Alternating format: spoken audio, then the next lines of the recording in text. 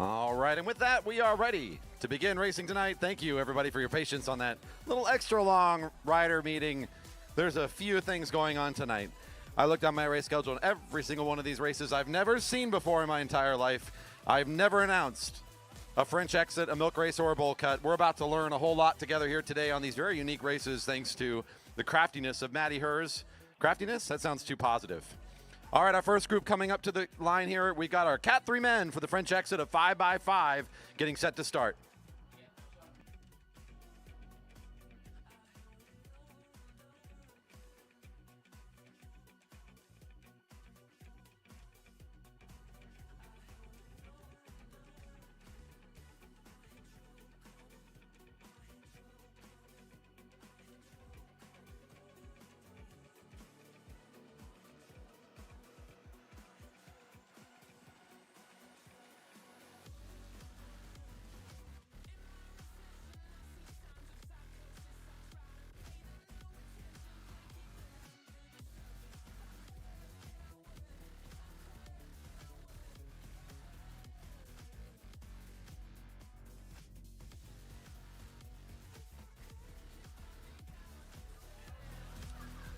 And the riders are on their way.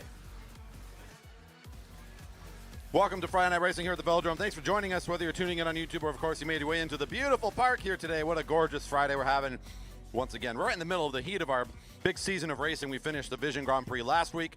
We've got juniors taking over the track next week, and today, Matti Herz is throwing everything he's got at us. The first race up is called the French Exit. Riders are going to be going for a points race. This is going to be a 5x5 that follows many of the similar rules we're used to in points racing, except for two really important things. One, the last lap is actually not worth double. It's still 5, 3, 2, and 1 at the end.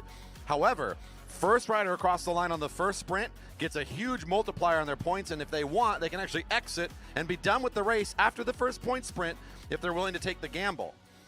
We're going to get the riders started here. The multiplier for this race is triple the points. So the first rider across the line on the very first sprint gets 15 points. If they want to get off of the exit, out off the race, be done, they'll exit between the first and second sprint. They keep the 15 points. Then they can just sit out and watch the rest of the race. They don't get a DNF. They get the 15. They finish the race. They get scored. And then see how well they place at the end. If they don't want to do that, they can stay in, hold the 15, and keep racing till the end. Because this was asked in the rider meeting, if the person that gets 3, 2, or 1, or even 0 on that first sprint wants to exit, they could exit as well. So I could get the 3 points and be like, you know what, I'm good, and just leave. So we'll see what happens after this first sprint. It could be an interesting series of events. Didn't expect that. So this 5x5 first bell is going to be in this 25-lap race. We're going to see a 21 to go. We're going to be getting a bell for the big, fast one, the big triple points. And it sounds like anybody on that lap could take the French exit and be done early.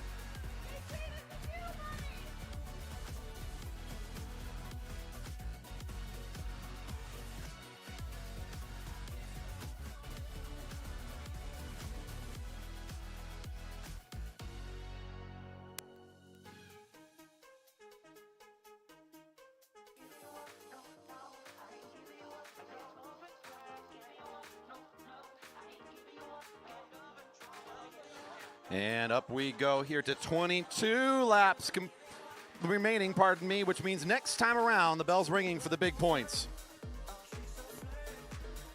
The people in the stands right now, who do you think is going to take this? And are they going to exit? Who's the sprinter in this field? We got Stan, we got JC. Who else is our true sprinters in here? With the bell ringing, pretty wide across the track, a little bit of hesitation. Here comes Andrew Lynch, number 301. Nice big opening for him across the line. It's still Stan Douglas. You talked about him a moment ago for Flow Factory Racing, leading this thing out right now. He's got David Magidson on his wheel and Gavin Newman, the speedster out of the Team Epic that's here, the Portland youngster. Coming into the turn, this with the big points. Maggitson's been looking really strong lately, but so is Gavin. Both riders going to be going for it. Two juniors going for the big 15. Gavin's got the acceleration. Gavin Newman for 15 points on the first sprint.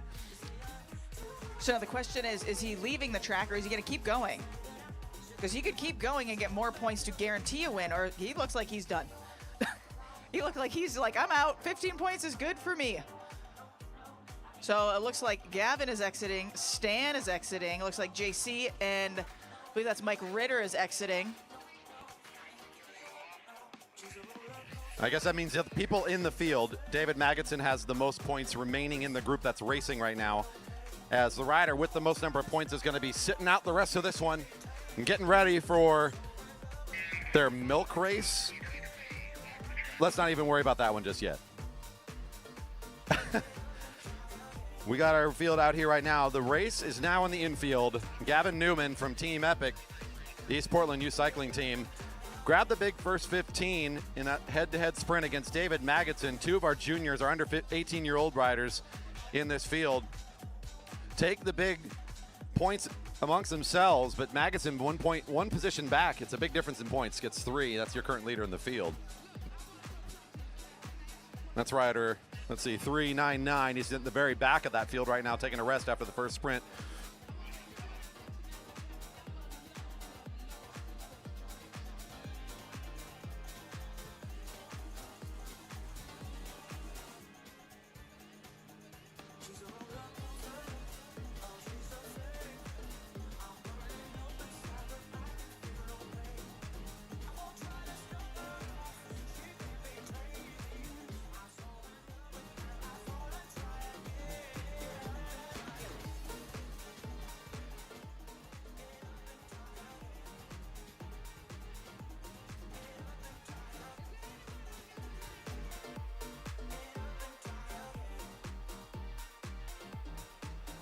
All right, we are rolling towards this next bell. Now, basically, the rest of this race is going to feel like a normal points race. So next lap time around this track, next lap is 5, 3, 2, and 1 to the leaders. On the lap, Will Fowler takes the lead of this one. Justin Pryor for the Keller Roebuck Racing team's right behind him. A group of 4 or 5 pushing away now. But Gavin is sitting pretty with 15 points on the infield currently. How many points does Stan have? Did he get a couple? 0, solid 0. So our leader is in the warm-up circle. Here goes a big sprint. I believe this is Tyrell coming around. We have Adrian, Justin, Josh. It's going to be a big sprint here for the 5, 3, 2, and 1.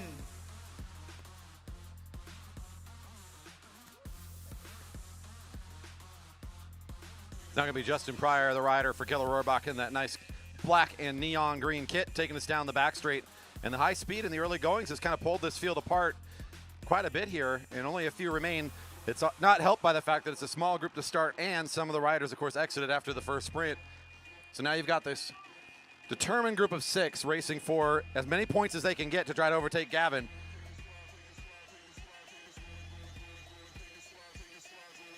We'll get the points totals here in a moment, as we'll be able to check in on the officials' standings here pretty quickly.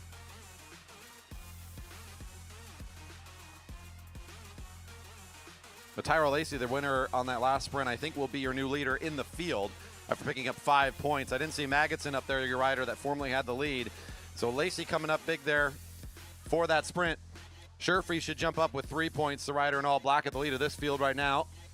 So he's in a top 5 position.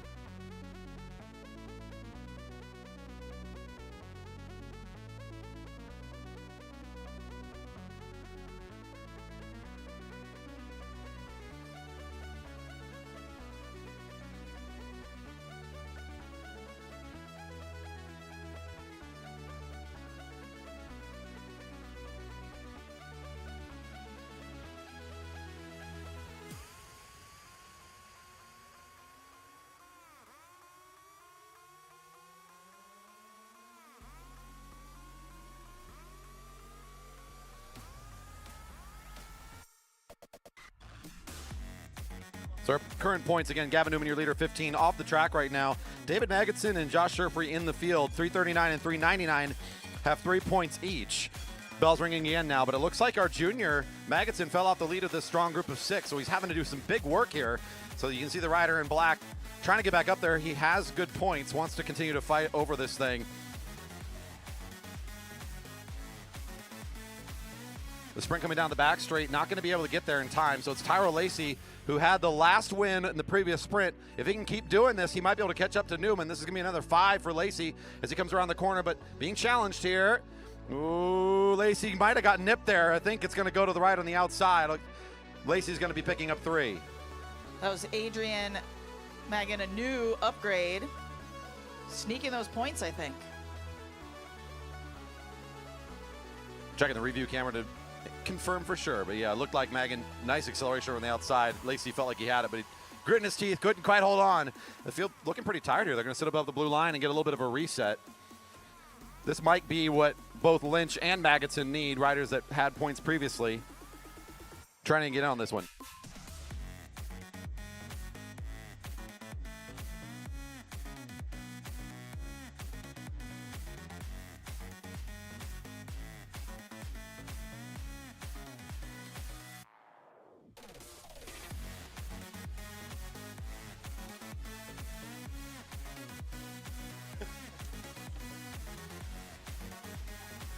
So your leader in the field, still Tyro Lacey in the field that's currently racing.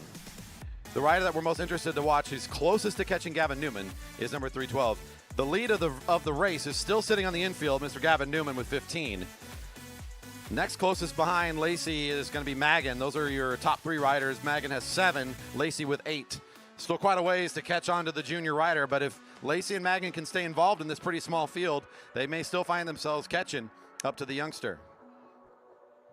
This did give an opportunity for both Magidson and Lynch to catch back on. It looks like Jors is back in the mix as well. The rider in that teal blue with white helmet joins back in. He found some early points in the race, currently at 1 point in the first sprint. Now your group basically coming back together again here under turn 1. Should be getting a bell next lap.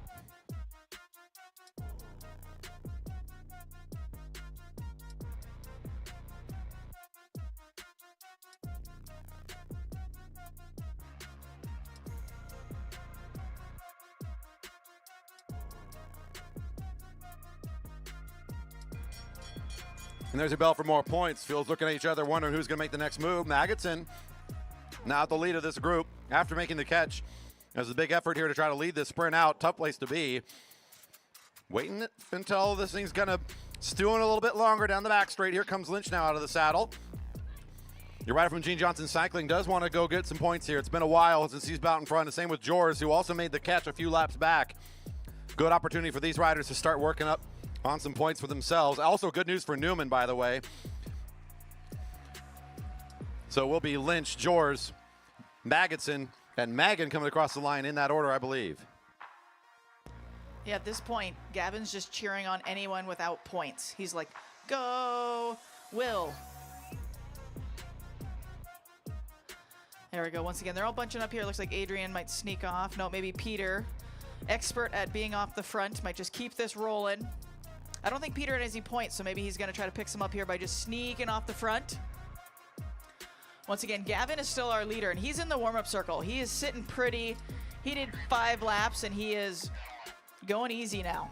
I mean, he's got 2 riders now at the same thing we had a couple laps before. We had basically a 7-point difference from him to the next closest rider, and none of those riders got more points in that last sprint. As you said, anybody without points or anybody who's lower on the leaderboards, go ahead, fight over it. We have 2 riders with 8 points apiece, still 7 points away from Newman. That's Magan and Lacey now I have, with Lynch at 7 points, your next closest. A couple riders at 5. I see Magidson. Actually, our only rider currently with 5 right now. We're getting the official thumbs up. Good job. We did good on math. Go team. All right, everyone's sitting up right now. We do have 3 new upgrades in this field, which is always exciting. People moving through the fields, getting their upgrade points. And I was also going to say, I have insider information that David Magidson is working on an hour record attempt. So I wouldn't be surprised if he tries to go again here just to spread it out a little bit. But it's not David, it's Justin saying, why are we going this slow? Let's move. And they are yelling amongst themselves, what are you doing? Let's chase him. These riders eventually start to know each other pretty well, and they know he's a really good road rider, and he could just ride away from us. So if they don't react quick enough, that rider could just be gone. Does Justin have any points? Justin has 2 points, looking to add to his total to be in that running for the end. Justin looking for the 5 points. Peter's chasing him down. Lynch is right there. David coming up over the top as well. This could be close whether or not he holds this sprint. David's coming on fast. I think the junior's got catch speed. He's going to hit him somewhere in the turn here. Nice acceleration. Lynch is going to try to follow suit as well. Yeah, the junior's going to find this. Nice catch by the junior rider. Now hitting the turn. Can Moore catch here as we get to the line? Maggottson for 5. Lynch for 3. Lacey for 2. Man, all that work for Pryor and just 1 point. He bows his head and says, man, I got caught. That doesn't feel great. That is the worst way to get 1 point. All right, but if he's smart, he'd just go again. Or was that the end? That was the end. Oh, my goodness. We didn't see the lap cards. All right, so does that mean Gavin just wins it? The next closest rider I got is at 10 points. All I right. think Newman, Gavin, your where's winner. Gavin? Throw those hands up, Gavin. Where are you, at, buddy? man? He's in there somewhere. Newman, your winner, taking the whole race off. Taking the French exit and getting the win. Was solid. It's to see if that happens in every race. And the points differential was close. It was only 5 points from the leader by the end, so exciting stuff. Of course, my commentary unofficial on the results, but I think we're pretty close. Here comes your next group now to the line. It's time for the open women in their French exit, which will be the same number of laps and the same multiplier on the first sprint, by the way. It'll be a 15-point first sprint for the first rider.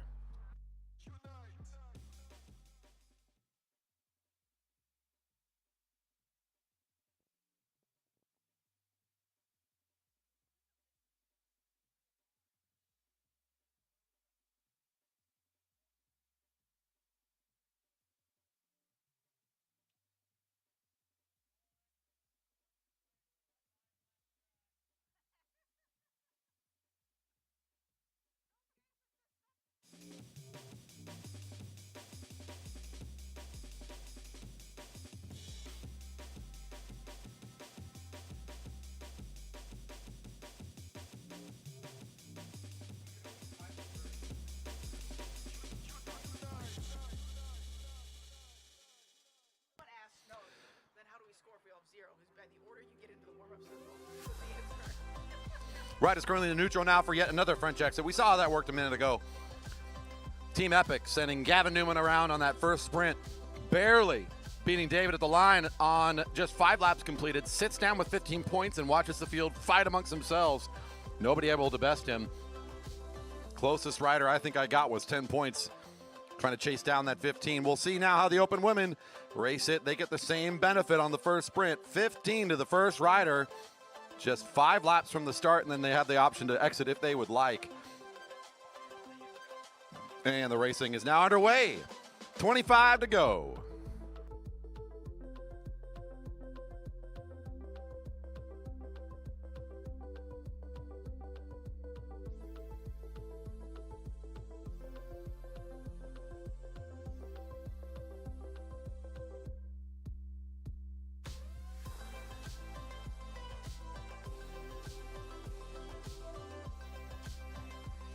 Yeah, so officially we did have a big tie there for third place between 3 riders at 10 points each in that last race. So tiebreaker goes to the finishing order on the final lap for those 3 riders. So, of course, those official results will be posted. If you want to check those yourself during the race, velodrome.org/live. I think we'll have those up. velodrome.org/live. Button at the top of the page will get you to the results folder. Your open women seeing 24 to go. Bell's at 21. It was a pretty, it's been a busy and very exciting month of July. We had Vision Gone Free. That went all right. That was last week. Then we had some great racing, leading up to that. We had Snowblin's night at the beginning of the month. Derby Days was pretty exciting. Our partnership with the city of Redmond. And then Matty just threw the kitchen sink at us. He threw every wrench he could come up with. He got a little cuckoo. He won an auction item, helped supported the velodrome, by the way. And, it's been a busy month. I think we're having a little bit low showing up today. It's a little just take it easy. This is a fun, beautiful Friday night. We hope you two out there, wherever you are watching, if you made your way into the Velodrome or if you're watching on YouTube, we hope you're having a wonderful, beautiful Friday night and having some fun. But what about August? What's going on in August? Oh, that's right. We got to pick things back up again. Another month of racing still remains. Next week is a pretty cool one. I think you, Amara, do a pretty awesome job supporting young riders. And the junior takeover is really cool. It's basically like an invite for juniors all across the country, really, to be able to fly into the Velodrome here, be able to put on some junior-only racing as well as clinics that help get them ready for the racing, learn something new from each other, get out here and have some great time. We have a normal Friday night on August 4th that has some juniors racing in it, and then the weekend is going to be junior focused. It's pretty exciting stuff. So Saturday, Sunday, lots of great junior racing going on. And don't forget, Fred's race is coming up. It's regional championships on the track at the end of the month. That's coming up in the month of August as well. And if you can't remember all the stuff I ramble off, velodrome.org/calendar, or just browse around the website. You'll see what's going on. But yeah, in general, August is championship month. Every single Friday night is going to have a regional championship. And I need to stop talking because the bell is coming and Heather is attacking out of corner 4. She wants the big 15 points. She wants the French exit. So we have Heather, Leah, Danny's coming in hot right now. Yeah, number 1, that's right, Scoville, always bringing the heat. She is, because she's going to try to light this thing up right away. She knows the way to win this race. She watched Gavin do it, might as well try to do it herself. Perfectly suited for her to try to take one big, strong sprint. This kid's put on some really good sprints in her young career. Might as well do another one right now. Scoville for the big 15. Williams for 3. Nielsen still finds points, looks like 2, and I think that was Leah down in the sprinter's lane for 1. And now the question is Danny going to stay in or is she out? She's like, I'm done. I got my points. Wave goodbye, Danny. Good job. Woo, go Danny. There goes Jerry Baker Jr. rider right into the warm-up circle.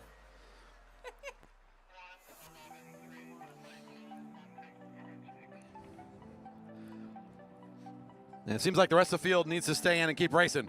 So no exits besides your winner on the first sprint, hoping that that'll be enough. 19 to go. Well, you saw the recipe for success for the exit is you hope that the field really fights over those points. If you don't have a really strong rider that's left in the group who takes the lion's share of the points, then the early exit, they got a big benefit here. This field, I think there's a really strong rider still left out here who's going to take a lot of the points. That's Annette Williams. She's wearing the Riders of the Year jersey right now. Check out that green and purple right at the front of the group. She's great in the sprint. She's very smart. She's going to work just as much as she needs to, and she's always going to be at the front. So this could be bad for Danny as she's let Annette now run the rest of this race to herself. I'm guessing Annette is already doing the math in her head to figure out how many sprints she needs to win to upset Danny. That is what's going on right now. Some serious addition going on. It's really hard to do math when you're going that hard, by the way. You're like 5 + 3. It's difficult, trust me. While keeping track of the laps and the positioning and all these things. But yeah, definitely going to be calculating the necessary effort, I can imagine. You saw Nielsen get some points there. We've got some other strong juniors in this field tonight. Nielsen's now at the front, riding also for Center Cycles. You can't tell that Annette Williams is a teammate with her since she's wearing the Rider of the Year jersey, but both riders riding for the blue kit of the Center Cycles team. Nielsen now at the front. Again, the rider with 2 points at the lead of the field, seeing 17 to go. Bell next time around. My favorite in the group remaining, again, the rider, that Rider of the Year jersey, number 11. Going to be trying to figure out how to get enough points to beat Danny at the end of this thing.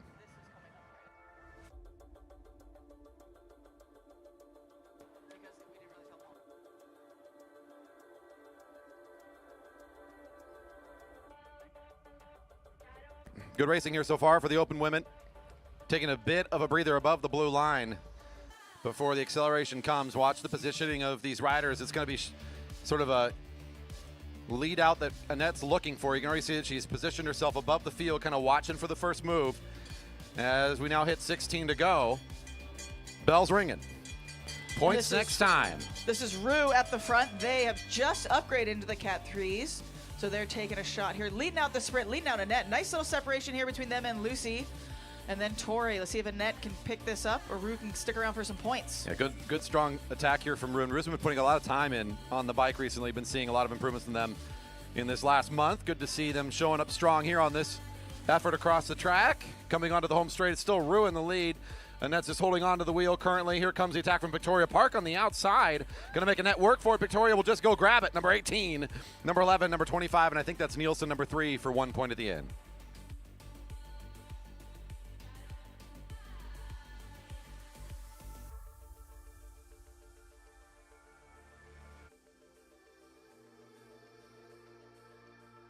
Yeah, Victoria Park's going on really strong, too. We saw good effort from that rider at the GP. Clearly has some good base and endurance, and we just saw there also some good top speed. So nice mixed skill set from Park as she's coming on strong here in the month of July. I currently have Annette Williams, the next closest rider remaining in this field to catching Danny. She has 6. Victoria Park now with 5, sitting in 3rd overall. 3 points to Nielsen, sitting in 4th. Rue has 2, Leah with 1. Those points totals unofficial. Of course, your race leader, Danny, with 15. And we had a couple riders take a French exit after the second sprint. They just DNF'd at this point. Yeah, that's a DNF. Yeah, so they're just out of the race. Shucks. They don't get that French exit bonus. So our field is thinned. So once again, Annette is doing the math in her head to figure out how many points do I need. She has 6 now, right? So she has 6 points.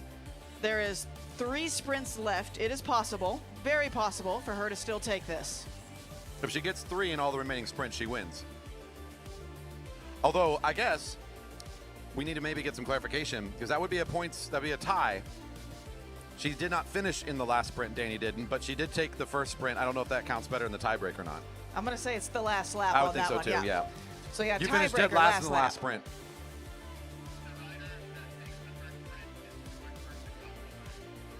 Is it really? There we go. So coming in, so she can sit down, she can sit her butt down in the infield, and she scored first on the last sprint as extra bonus. So actually, Annette needs to find at least a 5 somewhere in here to put together a victory. Got it. I missed Maddie's clarification. So Danny did some serious math and strategery. You mean went fast and sat down? Yes, that is pure strategy. Absolutely. All right, so has to be at least some compulsion here for Annette to get across the line first. Victoria, of course, sneaking in on that last one, puts her in second place overall now with 5. Annette Williams is second with 6. Seeing 12 to go. It's one more time around the track before we're up to sprinting. Here comes Leah Alslander jumping down to the sprinter's lane to try to reaccelerate things. So is Danny cheering for everybody but Annette? I don't feel like that's that much different from a regular Friday, though. Friendly competition, friendly competition. But it's different from the infield, isn't it, Danny?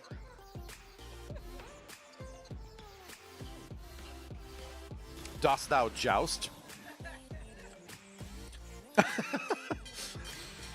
And now the bell's ringing for more points next time around for the Open Women. It's 11 to go. Nielsen on the lead of the field, number 3, trying to bring the sprint up to full speed. She's got the whole team lined up behind her in single file formation, ready to make the jump when they find the opportunity. Charlotte Westover, the rider with the orange bike, no points yet. Trying to see if she can get involved here now. It's Annette and then Victoria lined up behind.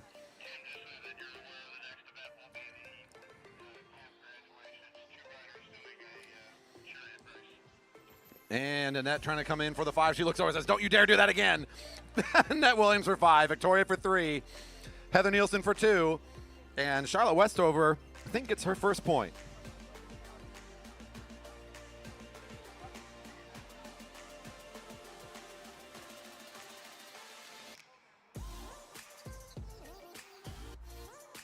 So just doing enough there. Williams looking over the shoulder said, okay, this feels awfully familiar. I'm not going to be surprised twice in a row. So gets the 5. Now within striking distance, Williams with 11 points. Victoria Park with 8. That's currently second and third place. Scoville still in the lead with 15 on the infield. Closest racer after that, Heather Nielsen in 4th place with 5.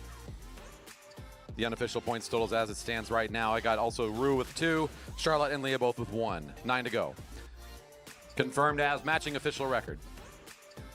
And a reminder for everybody out there, if you want them to go faster, you can yell at them or cheer them on and say, go. I like to do that all the time. Especially when I'm racing. I do go faster when people yell at me. After this race, we're going to switch around, and our camp graduation is going to come next, just because these first couple of races were a little bit longer than were in the original pre-Maddie schedule. So our camp graduation, which is just a couple riders for today, because we had a bunch that couldn't make graduation, is going to be up next for a quick chariot race. And then we'll be back into our French exit program. Hope you're enjoying the evening here. Don't forget, we've got Yummy Box lined up here. We're selling lots of goods over at the Vision Tech tent today. We got a bake sale going on to support the juniors, the Jerry Baker Jr. program, which has a lot of team members out here racing tonight. The black, blue, and red team. Several riders in this field right now. And then, of course, the beverage garden's wide open, ready for you to come on over and put in your order. Post Stock Brewing and Locust Ciders, our 2023 beverage sponsors, returning for another year, helping raise money for us at the Velodrome and making Friday nights just a bit more fun. Get your pour in the pint in a beautiful cup from Stanley. Our reusable cups coming from our partner Stanley. You know, the maker of the classic green thermos that never goes bad. Those guys, they're still making pretty cool stuff. Our thanks goes out to our beverage garden sponsors once again for 2023. Seeing 7 to go, Park sitting at the lead of the field. Annette says, I'm tired of watching you come from behind me. I'm going to follow you around now. Tori has surprised her a couple times, and I think she's like, I have to keep an eye on you now. You know, it's kind of almost like a bit of a badge of honor. It's like the fast rider's watching me now. You know, I gotta be careful. I'm being watched. I gotta work even harder. And that's what you do, is you be greedy. You follow wheels. You don't have to lead, then don't lead. And that's what Williams is gonna do right now. She says, we're just gonna sit behind your wheel. I think there's someone behind me that's gonna go take the lead of this race anyways. I know it's hard as the junior coach because I can't coach from the stand. At least not over the mic. I can yell at them. And with 6 to go, plenty of hesitation here. It only takes 4 more points for Williams to be in a tie with Scoville. If she wins this sprint, she's already going to be finding herself in the lead at 16. Taking lots of time to build this one up as we get around under the Greg Cycle sign. Park's still forced to be in the lead position as Williams wants none of her coming from behind anymore, and the rest of the field just following these two strong riders right now. Come alongside them. Bruce trying to reposition themselves just a little bit.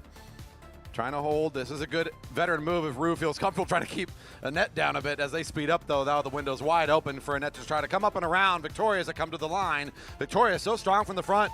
Might be hard to beat her. Annette, I think we'll get just enough on the win there. Just over Victoria. Great sprint. Give it to Nielsen for 2, and it looks like Rue came across for 1. Is there any chance that Tori can catch Danny? No, right? Yeah? If Tori gets the 5, does it mess it up? Ooh. Okay. Keeping it interesting. Ooh, look at this. The juniors say, let's go.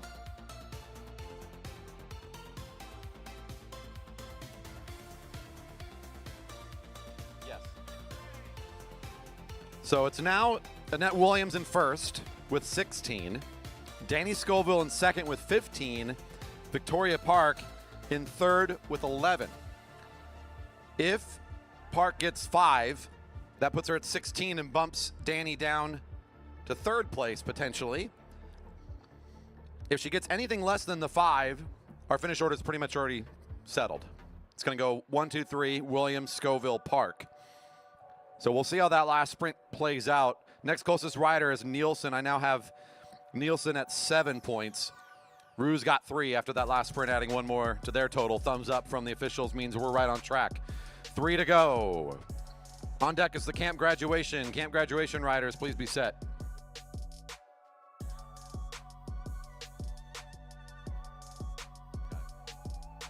Sounds like we had a smaller Camp Velo this week, but a few of the families, the kids couldn't make it here tonight, but we always like to do this fun little tradition. We'll bring those riders out and welcome them to the community for finishing sort of their certification program, we'll say, for young riders. And that is on deck to start next. See some good viewership out there on the YouTube. Thanks for joining us on the stream. Hope you're liking the coverage. If you are, make sure to hit the thumbs up, hit the subscribe button, hit the notification bell so you know when we go live. Hint, it won't be that weird of a schedule. It's always Friday nights at 7 o'clock. And if we got special events on weekends, we'll also pull those up when we can as well. Thanks for all of our newest subscribers. We're nearly at 2,000, nearly doubling where we started the season. Glad to see so many of you coming in and watching here on the live stream. And, of course, hope that some of our folks here in person might want to jump on and take a look at the coverage. You can get the link. Go to YouTube, search for JB Velodrome. That's the name of the channel. That's also our socials on Instagram and Twitter, where you can get up-to-date links, photos, reminders, and notifications about what's going on here at the Velodrome. Big speed here coming down the hills. Nielsen's trying to do one more ramp-up run, a 400-meter sprint for the rider from Center Cycles, nicely lined up. She tries to get a big enough gap here to leave the speedy sprinters behind her. Nielsen a little bit more geared up for this kind of effort, a little bit of a longer run, and that's a good job by her to separate herself out of turn one. Park and Williams not racing against her, also letting her run a little bit here. And here comes the second punch from one of our juniors. Westover's trying to get in on the fun, but now here comes Park once again, reaccelerating things. Nielsen, though, will grab the 5. Scoville's happy about that. Here comes Heather for 5. And another head-to-head sprint here between Williams and Park. Give it to Williams by just a little bit. Won't change the finishing order, though. It's going to be Williams, Scoville, Park, your top 3. Nielsen's ends up in 4th, even after the big sprint there. Fantastic finish for the open women. They'll make their exit on the back straight. Camp graduation riders, come on out to the track, please.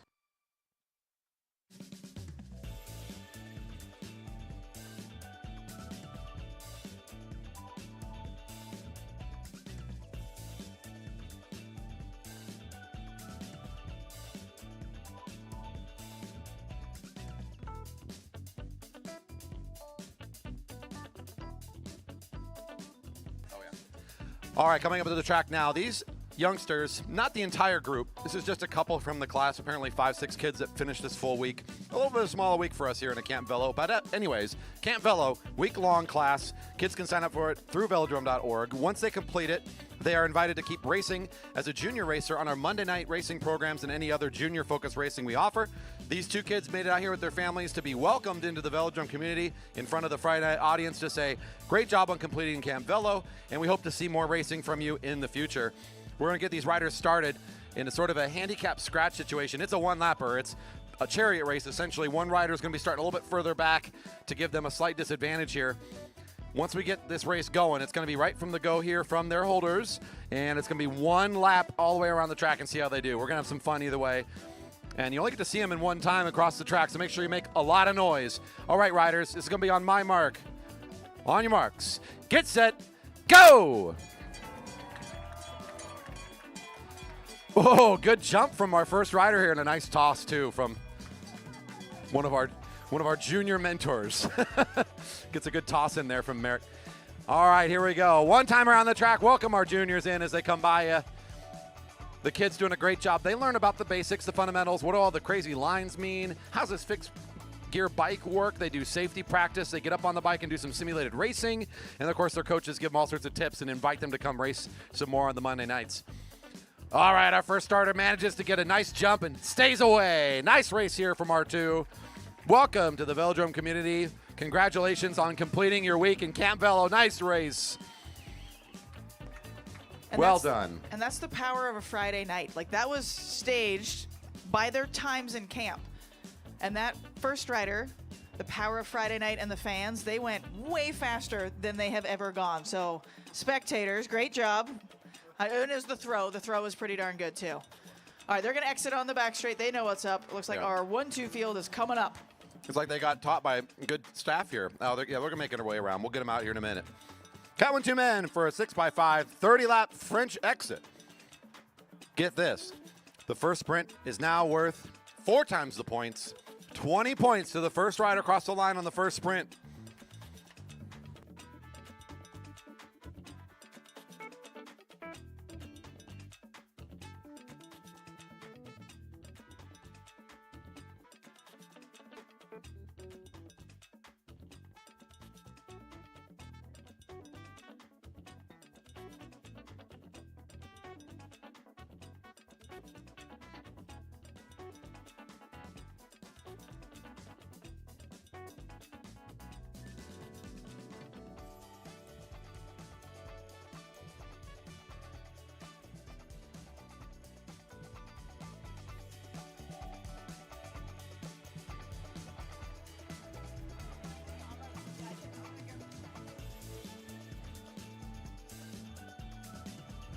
That's right, fans. Dinah's giving you some thumbs up there, number 111. He says, thanks for showing up tonight.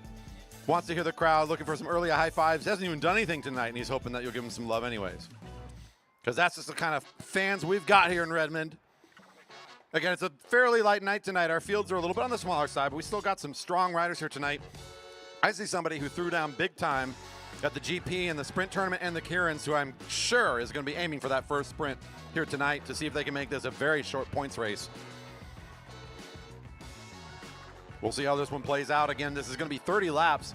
At 26 to go, the bell rings. First rider the next time around gets a big 20 points.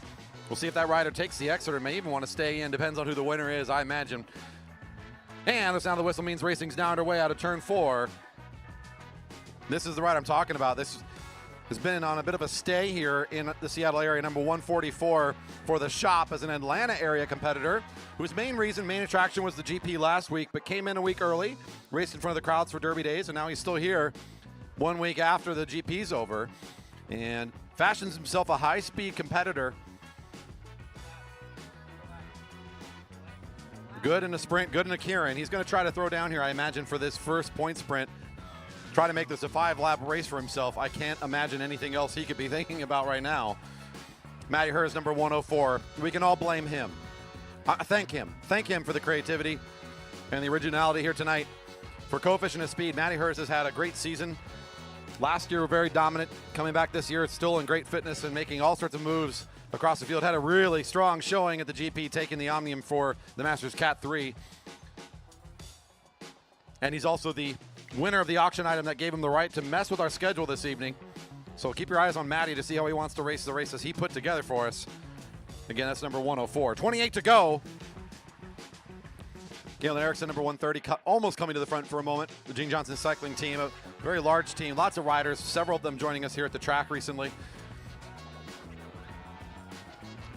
And I didn't want to call that one too early. He ramped it all the way up from turn 2, was trying to be sneaky. He's going to go the long way around the track and say, I know who wants to beat me in a sprint. I'm not going to let him. I'm just going to run away with this thing. Couple laps to go for Herz. This is a perfect effort for Matty. He's got a really good 1 to 2K effort. That's pretty high tempo here, and it's about the right time for him to go. And he's going to try to separate himself so far from this field that if anybody wants to go get the 20 points, they got to work really hard here. A great attack out of turn 2.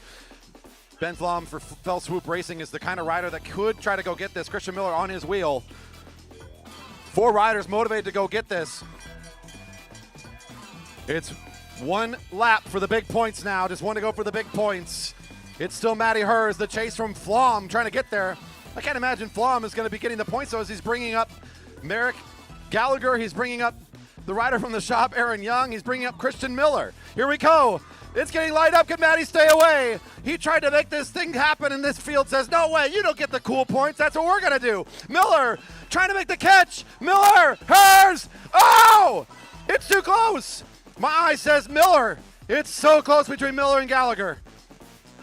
Miller and Gallagher go first and second across the line in some order. Matti Herz third across the line. Really was hoping for it. It came down so close to the end. Miller doesn't care if I make the call or not. He's already off. Merrick gets the 20. It was so close to call. The official call is Gallagher. Gallagher for the 20. Miller gets 3. Herz gets only 2. It feels criminal. Wow. At any point from here to the next sprint, riders can exit and still get scored with their current points. So this is kind of the French exit window now that they're in between the first and second sprint. Christian Miller winning an all-out effort alongside of Gallagher. Such a close finish. We had to check the camera. It's a photo finish, folks. It's close. Gallagher stays in the race. Number 150 for the Jerry Baker Jr. is your leader with 20 points.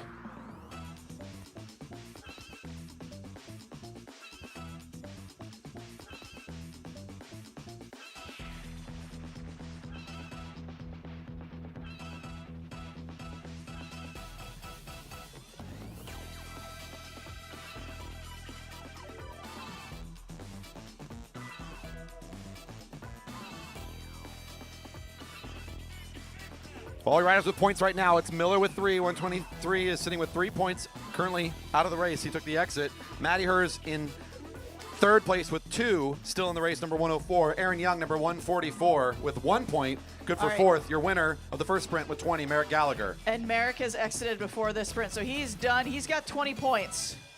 Before the sprint started, There he we did go. take the Merrick exit. is exited. He wanted his 20, and he wanted to be done. He can still be caught. We figured that out with Danny, so he's not a guaranteed win. They did add, it's essentially the same, it kind of works out in a cool way. You add another 5 laps, 1 more sprint, so you have to kind of multiply that first lap by another factor, and it works out really well to keep it competitive. So the math working out to make it pretty exciting here. This is Galen Erickson making a nice break well ahead of the bell, and he's well ahead of the rest of this field trying to find his first points of the race, give him 5. Andy Baker is the next rider coming up on the home stretch here for 3 points. Flom for 2. Looks like Killer Ribach Scott Cunningham for 1. And if anyone wants to see that sprint, our officials texted it to me super fast. It's already on Instagram on our story, so if you want to just see how close that is, it is a beautiful bike throw photo finish. If you want to go check out our Instagram stories at JB Velodrome, go check it out, give it a heart or whatever.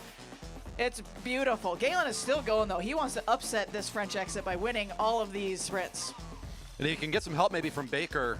These 2 riders starting to separate themselves well enough. Baker's showing some good individual athleticism here himself. Some good enduro fitness to try to break away the rider in the gap between the leader and the field.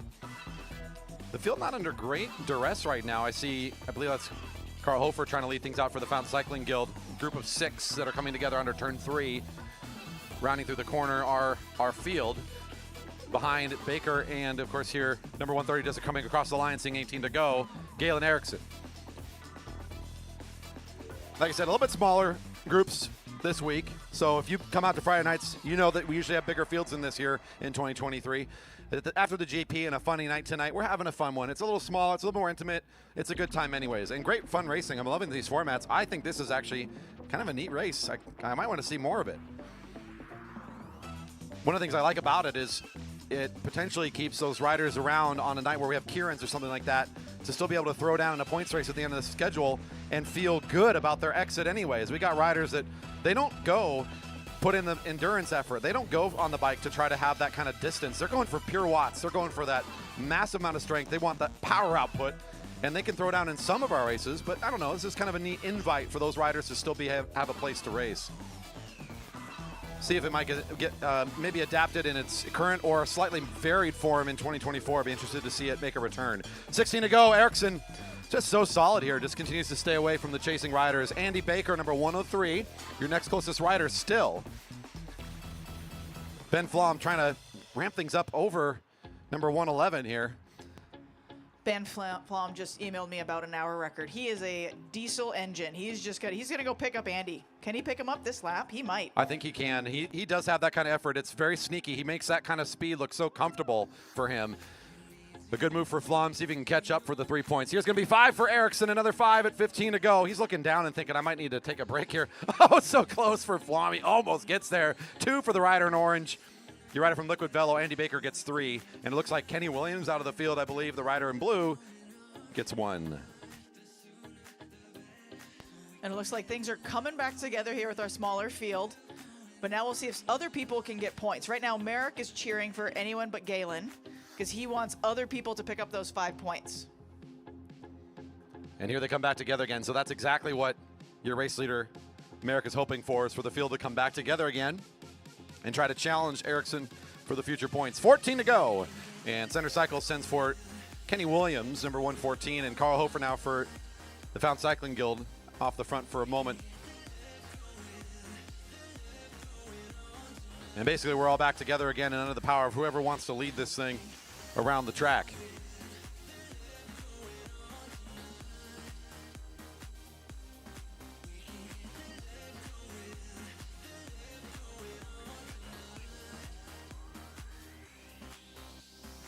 Quick rundown of the points. Merrick Gallagher, leader with 20. Galen Erickson, I have in second place with 10. 6 points to Baker in third. Ben Flom with 4. Christian Miller with 3. 1 point to Young, Cunningham, and Williams. Matti Herz has 2.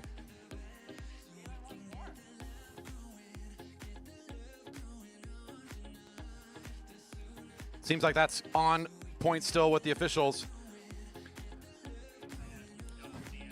couple of those riders with points did come out on the French exit, so Herz and Young sitting on the infield, a couple riders with points. Here goes Ericsson again. He just wanted to catch his breath. He says, I can get reoxygenated in no time. I'll get this lactic acid out of my system. I'm back at it. An impressive athletic effort here. That was a lot of effort spent already, and he's just trying to do it again. And he's somehow going faster now. Like, it doesn't add up to me. Look at this gap. Came out of nowhere. And I think the field says, yeah, no, you're not going to make anything happen, and they're wrong. An impressive effort here. So Ericsson coming in good shape here tonight. Has a lot to show here on a Friday night. 11 to go. Points next time around for Ericsson. Gallagher is not excited to see this. Too strong for the field tonight as Mike Darling pulls up Kenny Williams at the front, but the field just doesn't really have the horsepower right now to try to go catch. Ericsson just showing up with a little bit too much endurance this evening. Might be able to just roll away with the next couple of sprints by doing these kinds of attacks. And you see the gap pretty significant here. He's going to be coming onto the straight as they're exiting or entering into turn 3. Ericsson, here he comes for 5 more. Just continuing to tear things apart here tonight. Nolan, number 111, gets 3. Baker for 2. And Hofer gets his first point.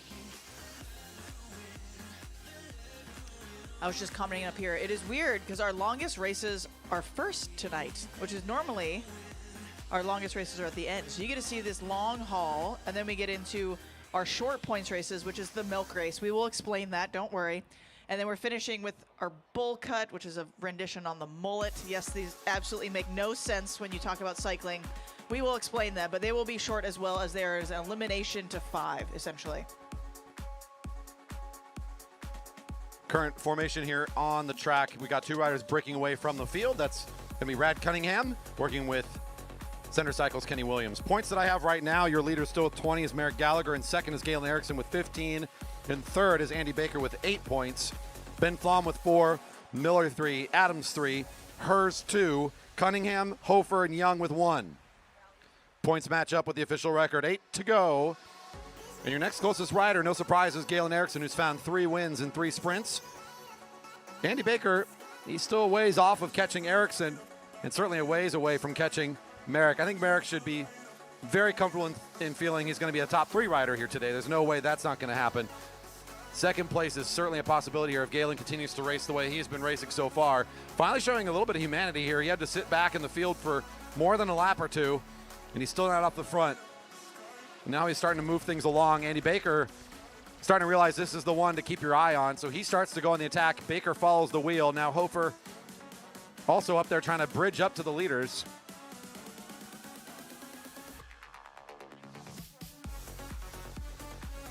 Williams and Cunningham just working together, sort of as a 2-man unit off the front, taking their turns, leading the field as we come into the bell. But the catch for Baker and the remaining chasers here to come together.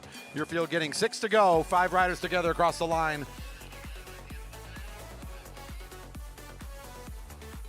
Cat Force, your rollout. You can start getting yourselves ready over at the rail. Rollout for the Cat Force tonight will be done along the home straight immediately after this race. So please gather your gear and be ready, please, to do your rollout immediately following this race. Come on over the rail on the infield. Nice jump here from Ericsson. He's going to find another one. This will put him into a tie with your race leader. Comes up to a total of 20 at 5 to go. Williams for 3 points, Hofer for 2, and Baker for 1. But as we just learned out, the tie break goes to Merrick at the moment. But if Galen gets any points in that last sprint, he's going to take the win. So I think Galen knows that. He's just going to keep going, though. Galen wants no doubt. Look at it. They're just going to let him go.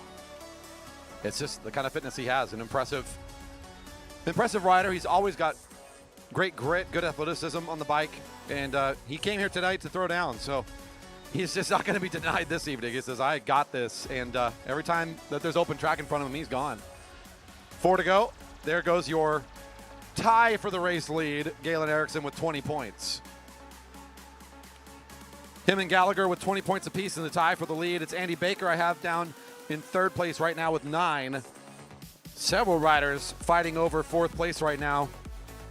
Williams with 4, Flom with 4, Adams, Miller, and Hofer with 3. Cunningham, Young with 1. Matti Herz still with his 2. Saw 3 to go.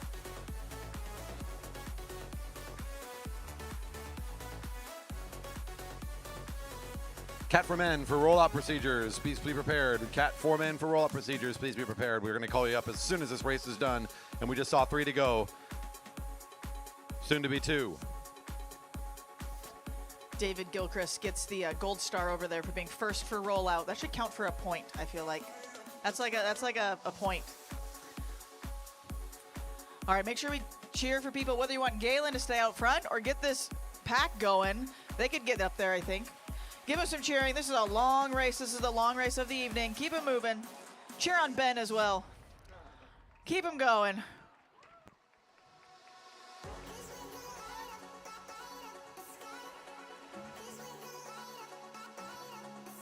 Pretty big gap here from that field of the leader. He's going to get the bell first. Galen Erickson riding to a victory here tonight. That's what happens when you're always in front of the field every single time the bell's ringing. Sort of a superhuman effort tonight. We only really saw him sprint from the field 1 time to pick up these 5 points. Everything else has been 3, 4, or more laps out in front of the field, picking up the solo effort time and time again. Good sprint going on in the backstretch right now as Andy Baker's trying to lead out the field under turn 3. Put your hands together for Galen, though. Great racing, taking the French exit. Here comes the sprint, though. Andy Baker, Cunningham coming side by side. It'll be Cunningham on the outside taking this one out of the field. Sticking his tongue out saying, that was hard. Baker comes across the line second out of the field. That's good for 3 and 2 points for those 2 riders. I think Nolan Adams, your rider for Dyna Racing, picks up 1. Unofficial results. Erickson, your winner, number 130 for Gene Johnson Cycling with 25. Gallagher in second with 20. Andy Baker in third. I have him at 11. Cat 4s for rollout, and then we'll bring them up to the rail for the final French exit today. Before we get into the milk races, I'm going to go check that race book again because I don't want to mix this one up.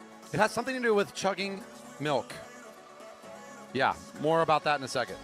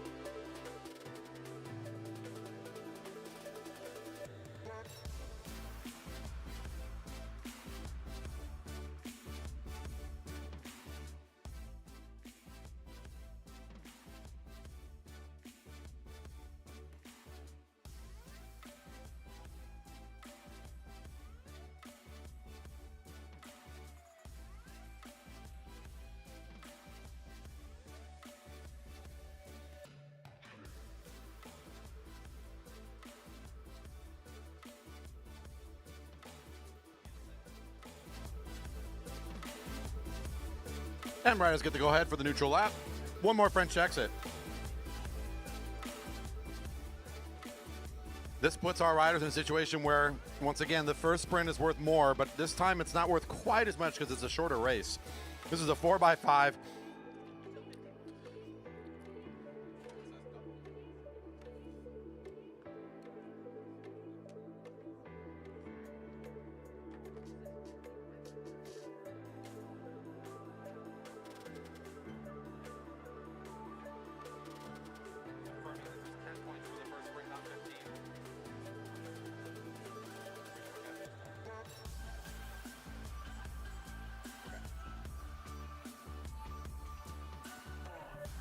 Our group all together, we'll get the start out of turn 4 here shortly. And the racing's underway. First bell at 16 to go. The first sprint worth 10 points. Since it's a shorter race, just 10 points to the leader on the first sprint. The French exit rules still apply.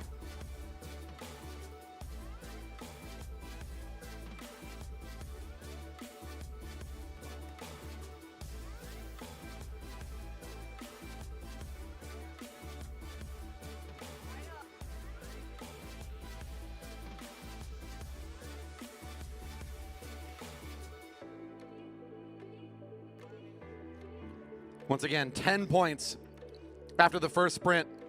At 16 to go, first rider across the line gets 10 points, double the value. I'll take the blame on that one. Multiple info on multiple places. We're going with 10 points, though.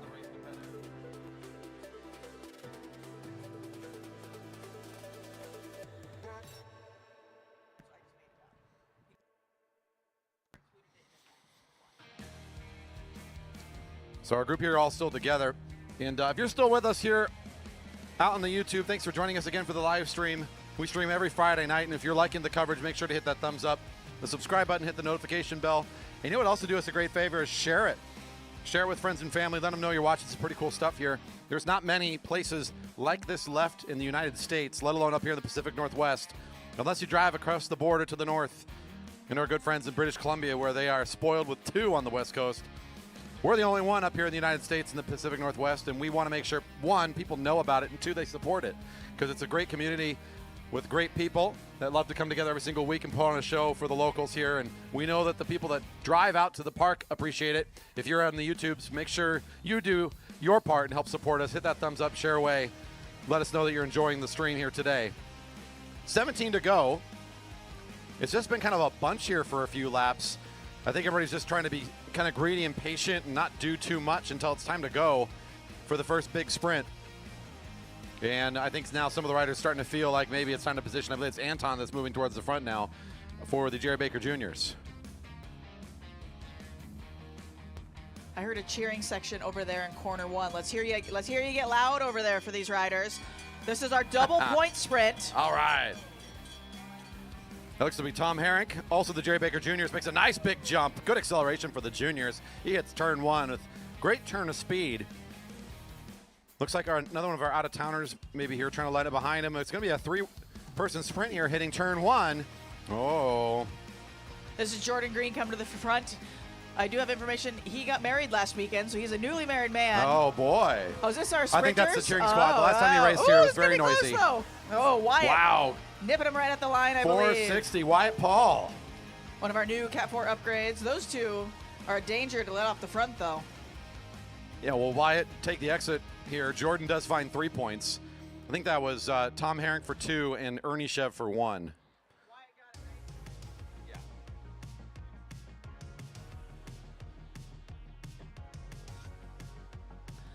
So once again, Wyatt did take the 10. He can leave now before the next sprint if he wants, or keep going.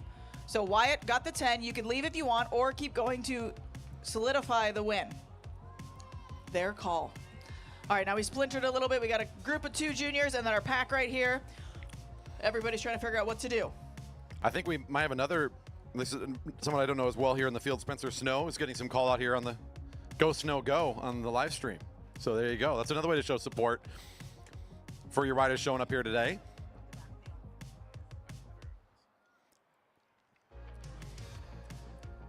So we'll come back together again. I don't see an exit from our riders here. I think Wyatt says 10 is nice, but it's a short race. Let's stick around and see what happens. So that's an opportunity to relieve if he wants to before the next sprint gets underway here. But I think he probably just saw the last 2 winners of the first sprint get upset. So he's true. like, I think I'm going to stay around. So getting second place after 1 sprint's a pretty good deal. You're more rested for the second and third race of the night. But, yeah, it can be rough to watch that race get away from you. I believe that's Ernie Shev again, trying to move towards the front a little bit early, much like he did before the first bell. Anton now leads your current race leader with 10 points. Wyatt right behind him. Ernie Shev with 1. Getting some help in the beverage garden there as they go by. 12 to go. The beverage garden's about to be pretty important. Well, and anybody, it doesn't have to be in the beverage garden, but that area is about to become part of the racing. It's going to be a lot. I'll try to make sure it's really clear when we're talking about it up here. If you're at home and you want to get out a gallon of milk and just join in on the spirit of it, you could. It's not going to count for the points. Okay, I'm getting ahead of myself. The next race is going to be pretty interesting. Just know that that's coming up. And by the way, if you're in the grandstands anywhere, you can come over and help with the milk drinking that's going to be occurring. I don't know. I can't even believe I'm talking about this. 11 to go. And off to the sprints we go once again. Ernie Shev still at the front, kind of leading the lineup. Your leader right on his wheel. And the very colorful jersey of Fred Marshall, Track Mania, racing in the third wheel spot right now. I think it's another one of their out-of-towners. That's going to be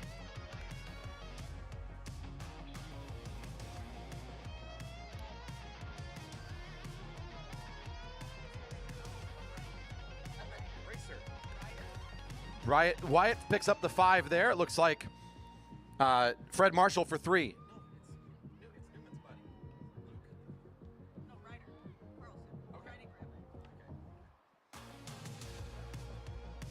And it looks like instead of racing for the Jerry Baker Juniors, it's Ryder Carlson there for Team Epic picking up some points in the last sprint.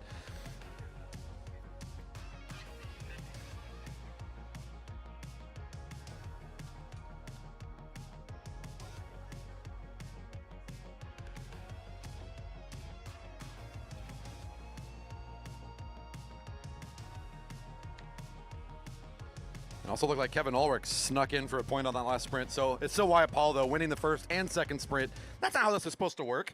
He got 15 points now. No one's even close. After that, it's Fred Marshall and Jordan Green with 3. Ryder Carlson and Tom Herink with 2. Anton Ernichev and Kevin Ulrich with 1. The unofficial points.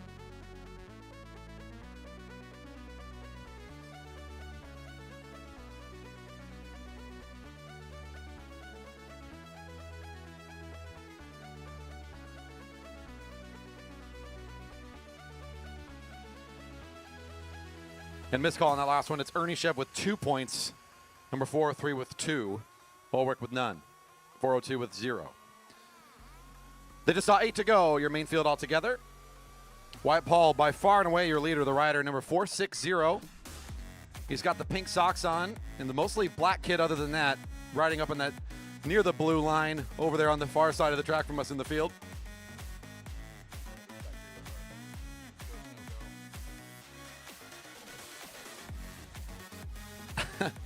Sam Frigo's at home and says he's got the milk and cookies ready for the next race. And no, the French exit kind of did look like a pursuit race while Galen was out there. He kept riding it like several pursuits built into one race. But yeah, he rode that one pretty dominantly from the front, that's for sure. Our group right now riding together in this race at 7 to go. Kind of sitting all together waiting for the next move to happen. Kind of like they started this race. A lot of hesitation before the bell's ringing. But right as we're starting to talk about it, Gilchrist in the gray starts to pick up the pace again. And this will bring Ernichev and Wyatt back up towards the front and lining things up behind our lead rider. And just as we're getting ready for the bell, too, a good time to speed things up. Here comes the bell and points next time around. 6 to go. Here comes Jordan Green, turn one's favorite rider to the front.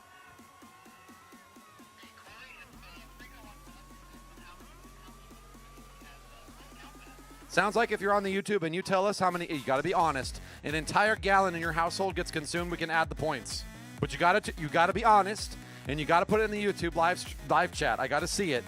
So Sam, you're invited, but you better be honest. Scout's honor. On the sprint here at 5 to go. Ooh, it's a big sprint at the blue line. Wyatt's looking very strong here tonight. He'll find the 5. 3 for Ernichev. 2 for Ryder down in the sprinter's lane, and it looks like Fred Marshall got one more. Even though Wyatt's got giant lead now, he's got to finish the race. He can't French exit at this point. He's got to finish the race. Looking very strong, though.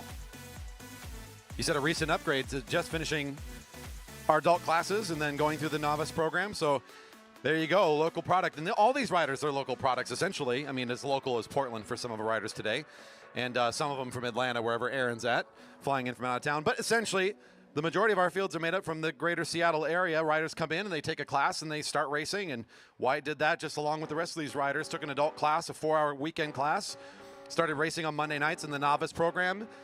Once they looked safe, once they looked like they knew what was going on, they get the thumbs up to start racing with the Cat 4s.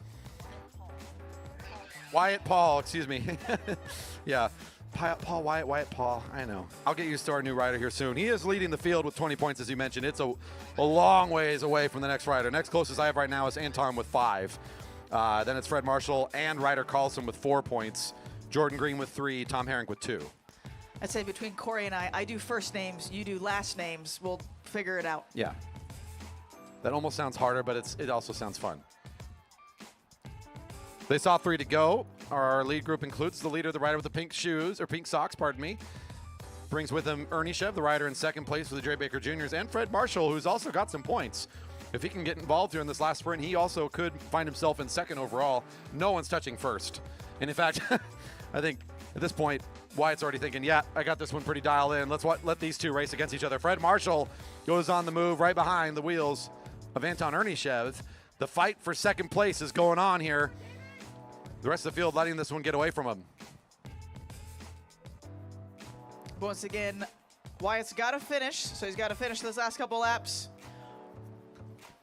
Just chugging along at this point. Our leaders are coming out of 4 here in a second. We have no, the chugging's in the next lap, next race. You're getting ahead of yourself too, I know. It's exciting. And one to go. Final lap here. The race for seconds underway. Anton Ernishev wins this sprint. He's definitely going to end up in second place. Fred Marshall trying to hold on to his acceleration. 1 to go for your eventual winner here. Wyatt can cruise it in as he's got a couple riders trying to catch him. Looks like Luke and David working together to do the catch in turn 1. Your leaders down the back straight on this sprint, though. Ernie Shev going into turn 3 under the Stanley sign. Fred Marshall chasing it will be Anton. If he can keep on the current pace, finding 5 and overall second place. Fred Marshall would get 3 in the sprint. Should move him up to a total of 7. Unofficial, I'd have him at 3rd place. All done here.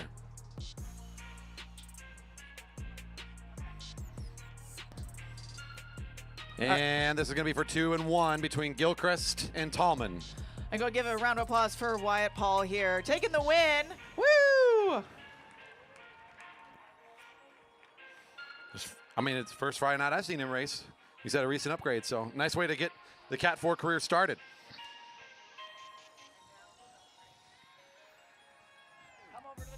All right, folks.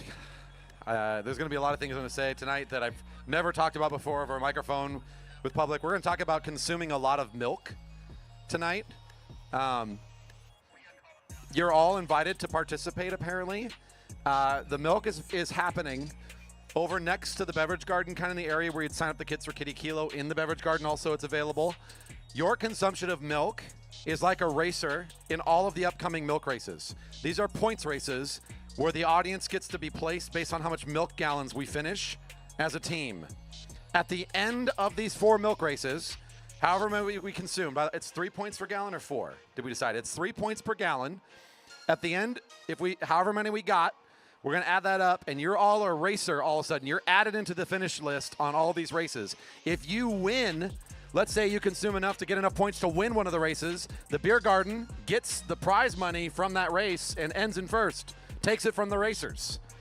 So you figure out how you're going to figure that on out. Come on over. If you want to help participate, grab a glass, get rid of some gallons of milk with us, and throw down against these fields. We'll announce the amount that was consumed at the end of the 4th milk race. That's after the Cat 4 men are done. Then we'll know what your score was. We'll see how you place against the fields. First group up is Cat 3 men. They're now to the rail.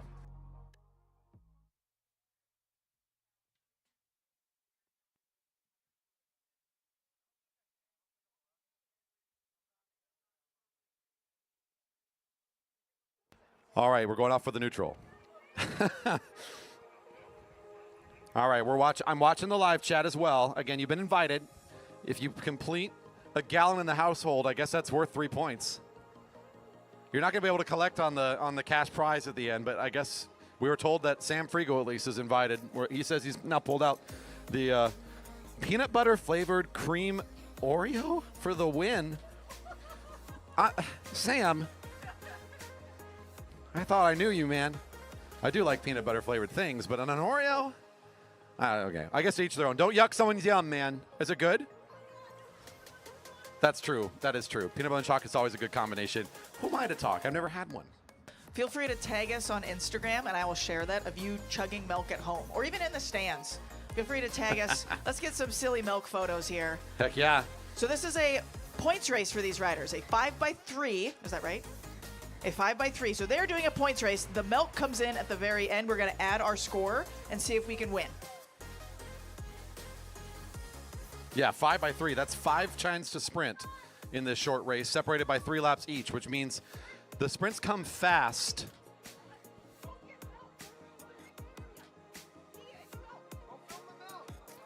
A 5x3, lots of chances to sprint. They come frequent, little bit of rest in between. Oh my gosh, there's a lot of milk being drunk over there. There's a line. I see my boy's got a glass too. He's helping. Making us proud. Hey, Axel, if you spill it, it doesn't count. You do have to drink it.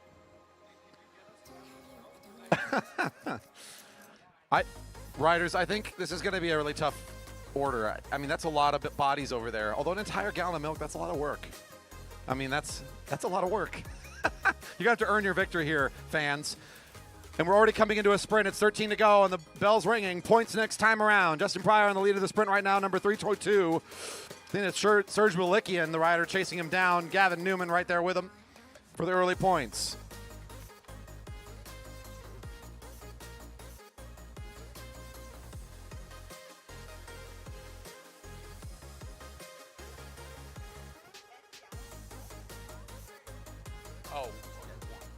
Coming out of the corner, it looks like Serge still leading the sprint right now. Oh, never mind, that's a new rider. Here comes Newman speeding up for the 5, though. 3:36 on the inside, I think gets the second place across the line. Fowler, I think, got 2. Magan for 1 unofficially.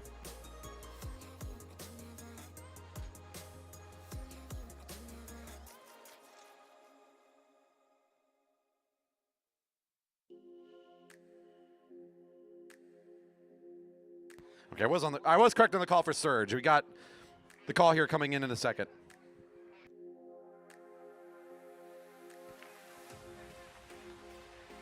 Okay. My radio got moved away from me, but I think I got the call correct here, so I'm going to confirm. Gavin Newman, number 350 with 5 points. Your leader out of the field so far. Serge Malikian, 336 in second with 3. Will Fowler, 345 in third with 2. And Adrian Magan, 338 with 1 point in fourth. That did match up with the officials' call. So here's our race so far. I did kind of hear some chatter. At least 1 gallon has been finished. At least. We're sprinting again. Here comes Snowby off the front at 10 to go.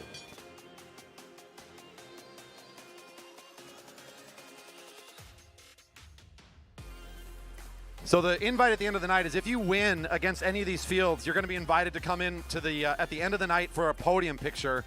Milk drinkers. So if you win, you also get the podium glory here this evening. You got to stick around till the end of the night, though. You may not be feeling it after all the milk drinking, but you're invited nonetheless. Here comes Tyra Lacey for their first 5 points, and Magan for 3, Lynch for 2, I think Jors for 1, unofficially.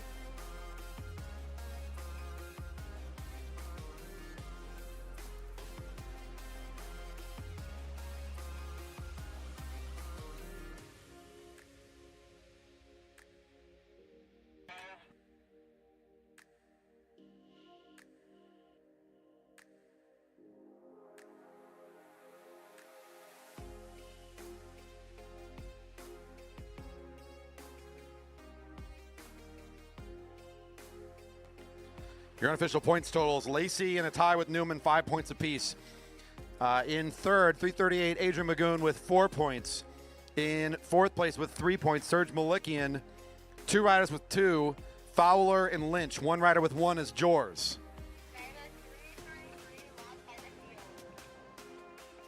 Looks like that's also still on pace to be with the official points currently. The most recent update I heard was that clearly a gallon had been finished. I think there's more on its way as there's plenty of people over there to help. Seeing 7 to go.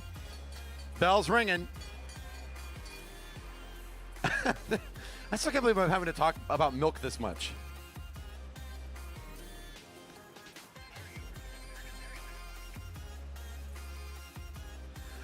Down the back straight, the sprint is back underway here. And it looks like Magidson wants to go get some of their first points of the race. Snoblin up here near the front as well, coming onto the home straight.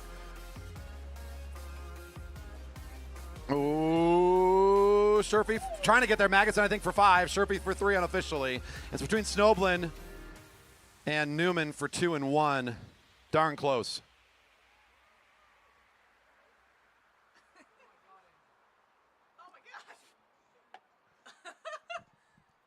Our camera operator up here just chugged a glass of milk.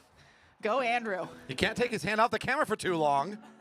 He's got a job to do. Thanks to the live stream team for doing such a great job, by the way.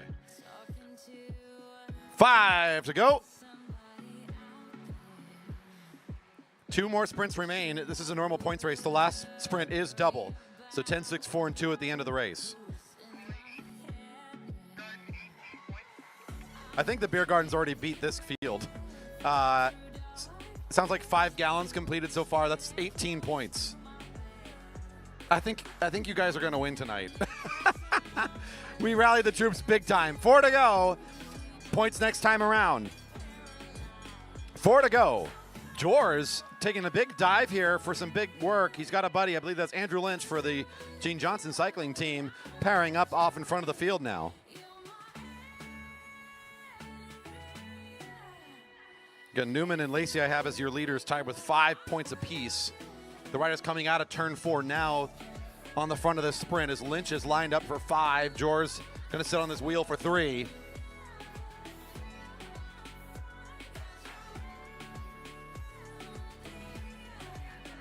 And it was Magnuson and I think Sherfy.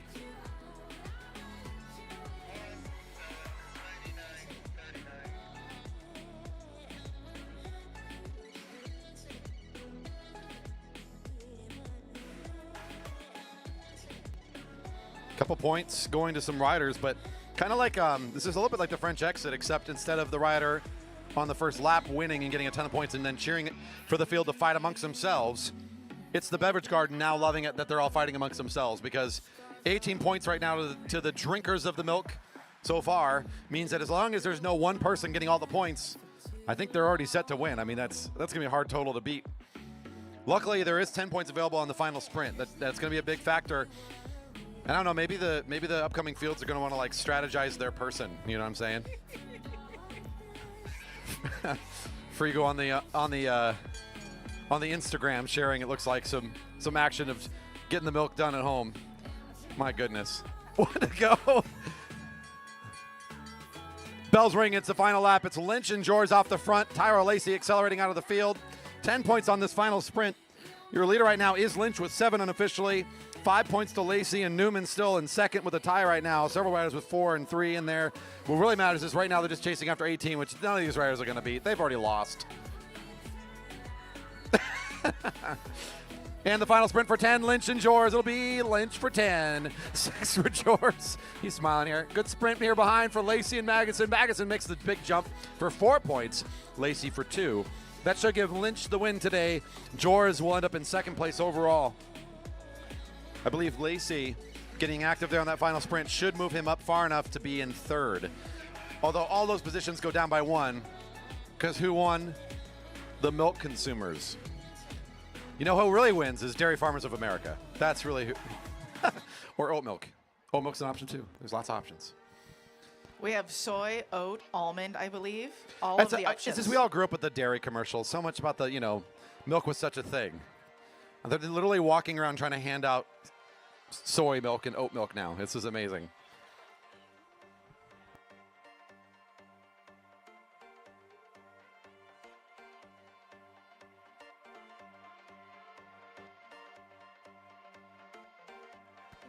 Okay. Who's going to take a cup on the rail? Anybody?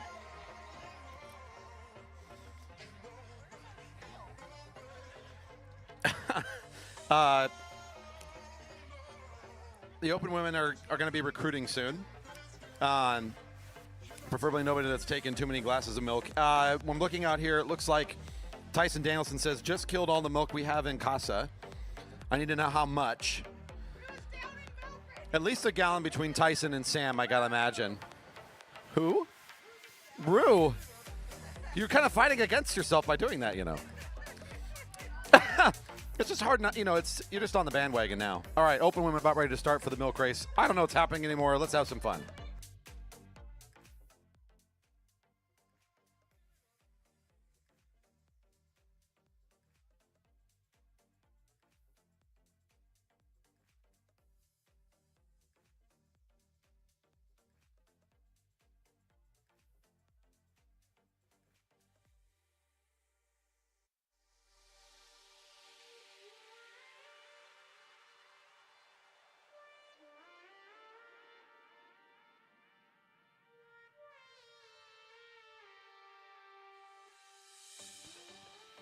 Okay, as I mentioned before, I think the fields are going to need to really organize and send somebody forward to get these points if they want to it's out of hand.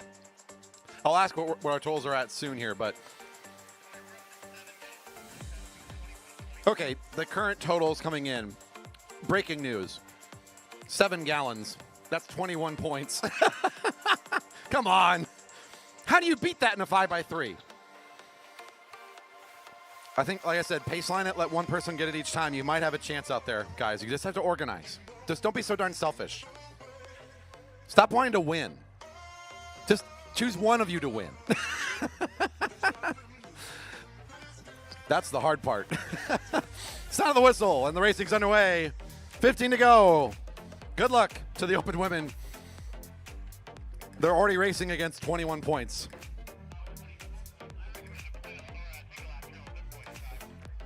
Yeah, there are very few options left here to try to beat this points total. We'll see what happens.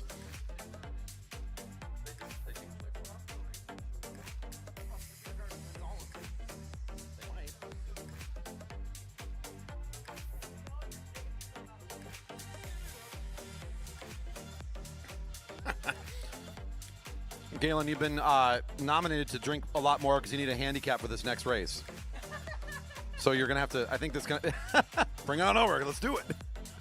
There you go. He's asking for it. Galen wants it. That's coming in from Sam. He's sending his love. All right. The race is underway.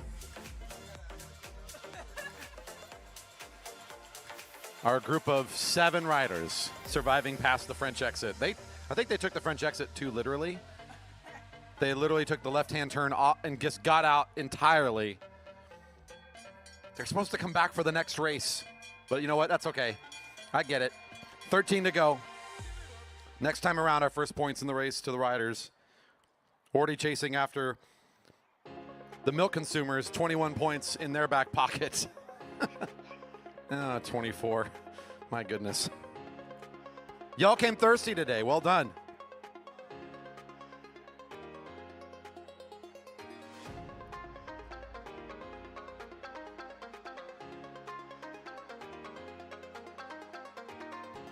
And the first point's going towards number 1 for 5 points. Tori, number 18, gets 3. Williams with 2. Rue with 1.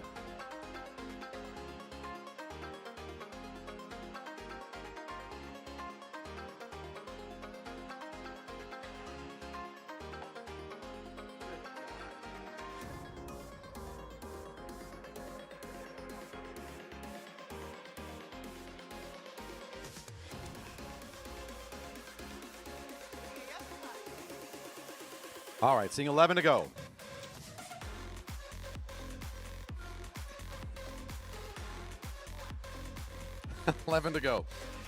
Current race leader, it's Danny Scoville, number 1 with 5. In second place is Tori Park, number 18 with 3.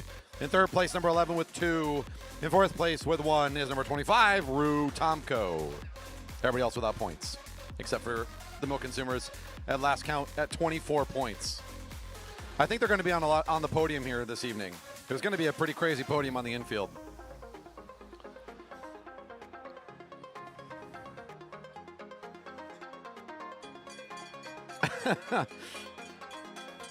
And bells ringing, 10 to go. That's right, the milk drinkers are on stream. We're catching the action live. I know it's very exciting to watch people take glasses of milk and consume them. You can check out the action from both the race and from the drinking area. It's not technically in the beverage garden since everybody can participate. Off we go on another sprint. The bell was ringing last time they came across the line. It's Tori Park at the lead of this one. Now here comes Danny alongside, trying to repeat the last sprint, trying to find another 5. Here comes Scoville. Tori, it'll be Scoville for 5, Tori for 3, Annette for 2, and I think Charlotte zoomed in for the final 1 there.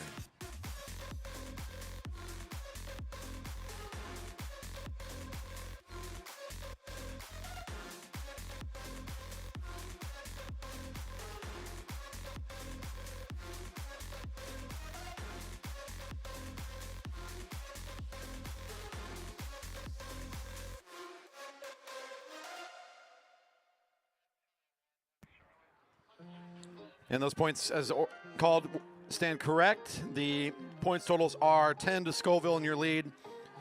Tori Park in second with 6. Annette Williams in third with 4. 2 riders with 1 apiece, Rue and Charlotte.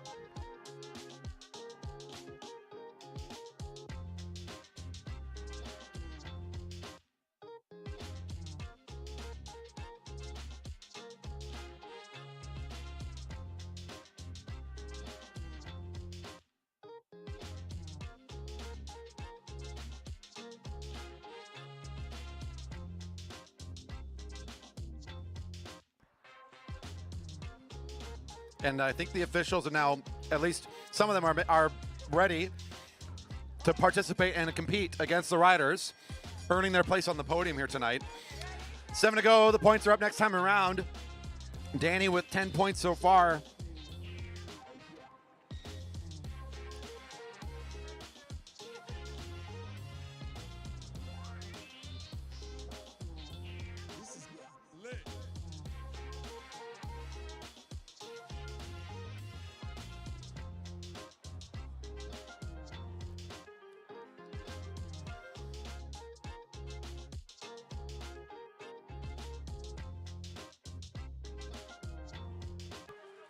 Williams, Scoville, Hulslander, Park this time, I believe.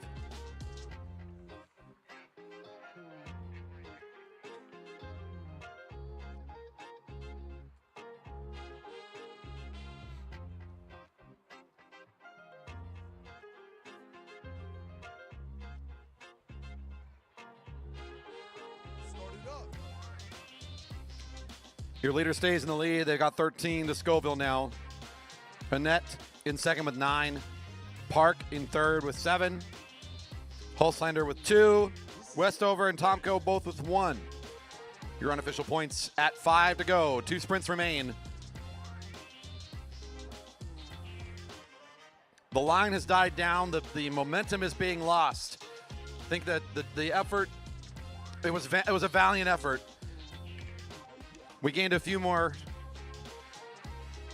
troops, a few more soldiers here from the officials. The help in the blue shirts came here a little bit late, but they've joined in to try to be part of the closing effort here. The final laps. And with the bell ringing, 4 to go. Points next time around, 5, 3, 2, and 1 to the leaders. Danny's the best bet right now to catch the milk consumer. Still within striking distance if she can get this and the next sprint, technically. The only update I still got was 24. I haven't heard an update beyond that. The next point would be 27 if we got another gallon consumed. I don't know if we've hit it, although I haven't really counted the people at home yet either. So if we're counting those, they might be at 27 points, I believe. Okay, good luck, riders. Okay, here we go. Ooh, Annette Williams for 5, Park for 3, Scoville for 2, and Tomko for 1.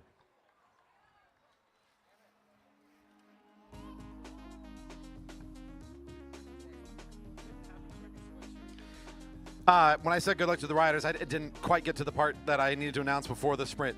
30 points to the milk consumers now. Yeah.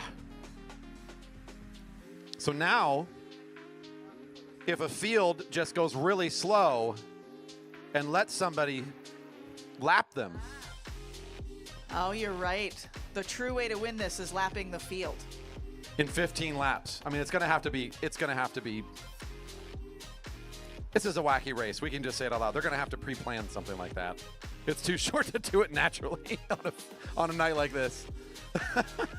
Yeah, so a reminder that all milk consumed over 4 races gets added into each podium finish. So I have a feeling we're going to have a gallon of milk on the top step for every one of these categories. Yeah. I mean, if one of the fields maybe had a few more laps to try to chase this down, but...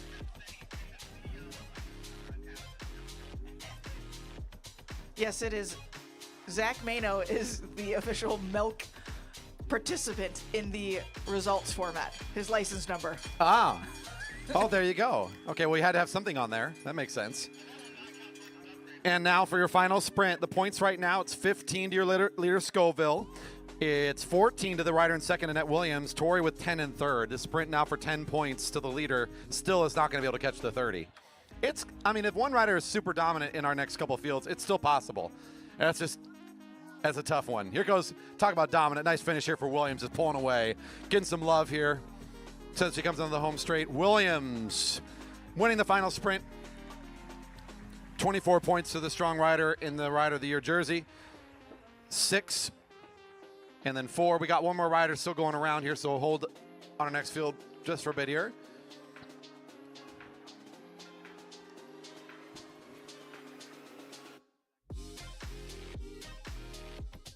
All right, looks like Sarah came off going 1-2s to the rail.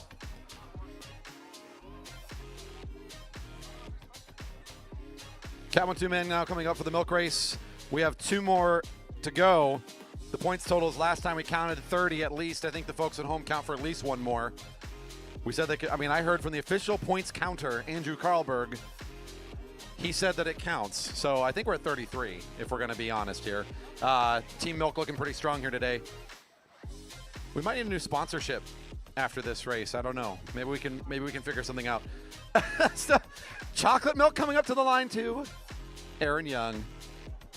Oh man. That's the perfect way to start off your effort with a tummy full of milk. That's what you need. Oh man. All right, here we go. One more race here for the Cat 1-2s in the milk race coming up.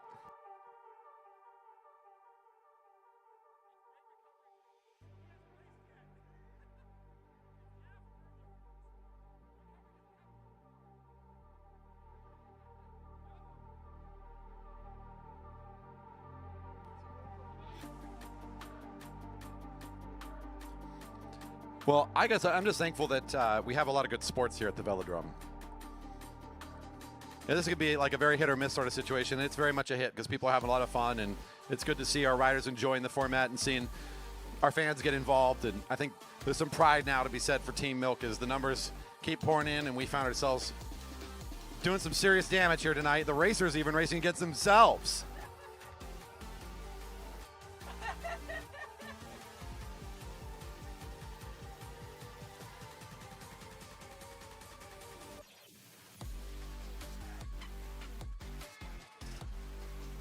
Pretty fun stuff to see here tonight, and just a little bit more action going on over there as we got a few more folks picking up a glass or two of the milk. And as that's happening, the race is now underway. Aaron Young is full of power. He's powered by chocolate milk right now. Wait, 17 to go? 18? Okay, it is an 18-lap race. All right, very good. I saw 17 there on that first lap. I think we're going to be seeing 17 next. Very good. Okay. We got it. So they actually get one more chance. This field does get another lap. The Cat 4 men are just totally out of luck. There's just no way. Yeah. So there is one more sprint, 5 more points possible. Aaron Young on the big solo break attack. He just has to ride a kilo here today. He's already in his kilo position. It's nice and arrow. The Atlanta speedster. Is he going for the lap? Maybe. Have they discussed this? I don't know. They're not. Oh, no, there goes Galen's putting a little more pace down. No. All right. They didn't get everybody on board with the plan if that was the plan, because Galen Erickson is not having any of it. 16 to go. Getting the bell. Points next time for Aaron Young.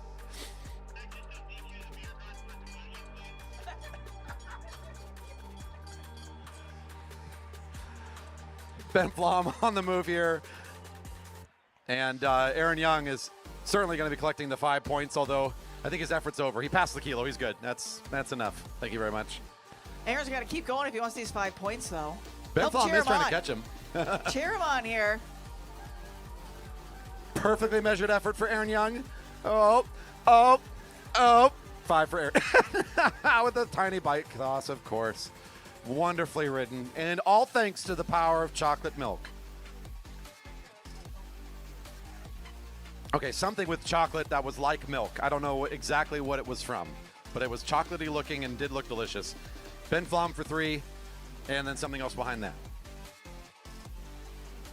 I will note, does Aaron know this isn't the French exit, though?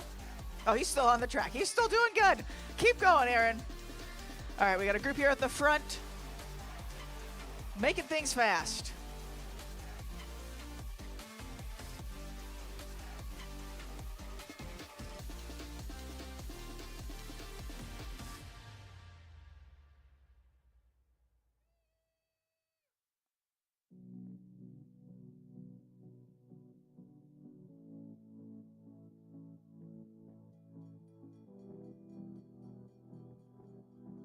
$13 to go. Points next time.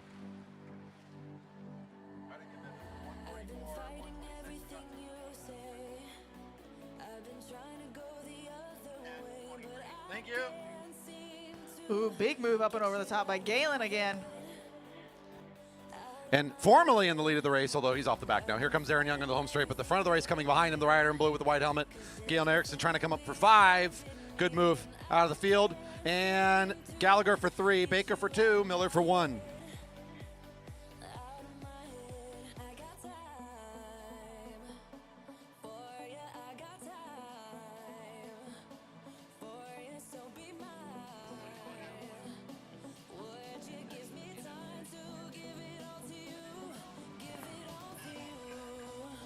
Take the lap, says Tyson. Take the lap.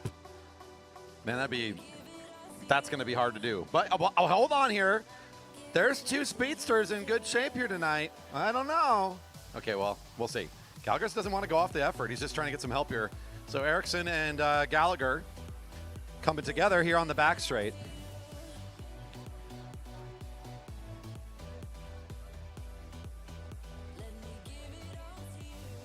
I think Team Milk's still not done with this yet. Hey, Dennis, did you get some good photos of the milk action too? dbcphoto.com has got all the action, both on the inside and the outside of the track afterwards. Dennis Crane here taking good photos as the bell's ringing. Our longtime partner, he helps with all this stuff. If you see our promotional materials on YouTube, on Instagram, a lot of those photos that we use come in the way of dbcphoto.com. Thanks again to Dennis for years and years of support on the camera for us here at the Velodrome. Whoa, big catch here from Herz. Galen thinks he's got a sprint against Gallagher. It's not going to happen. Herz is going to come in for the 5. He brings Nolan Adams for 3. Erickson still gets points. 2 for him, Gallagher for 1.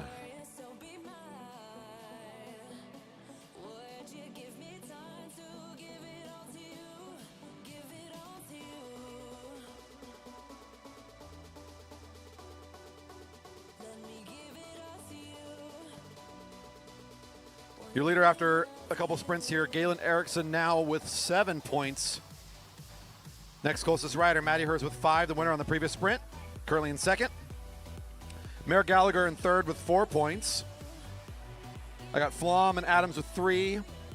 Miller, Siegel, Baker with 2. Thumbs up means we're on track. Points still add up.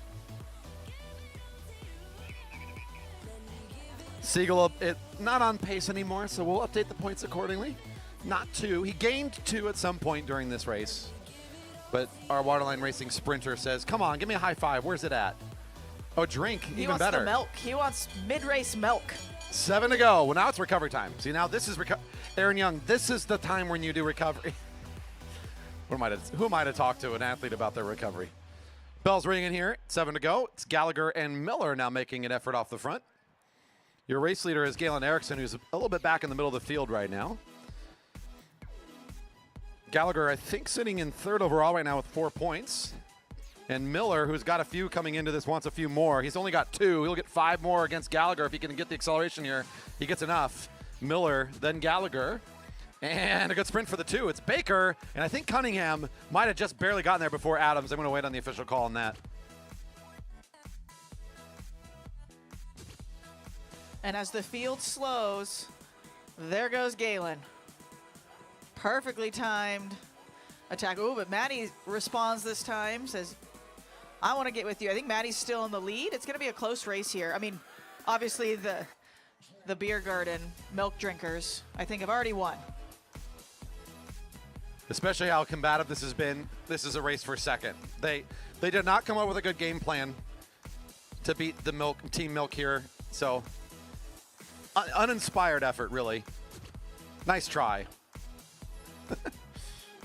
Our group here together off the front is Erickson and Herz still working together here.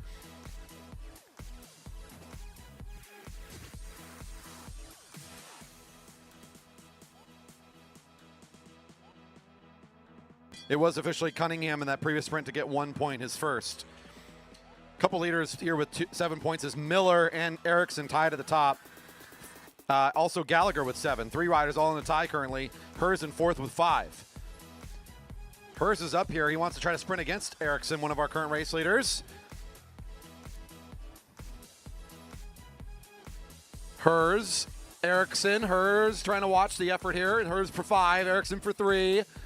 Darlene makes a big effort for 2, and next rider will be Kenny Williams for 1.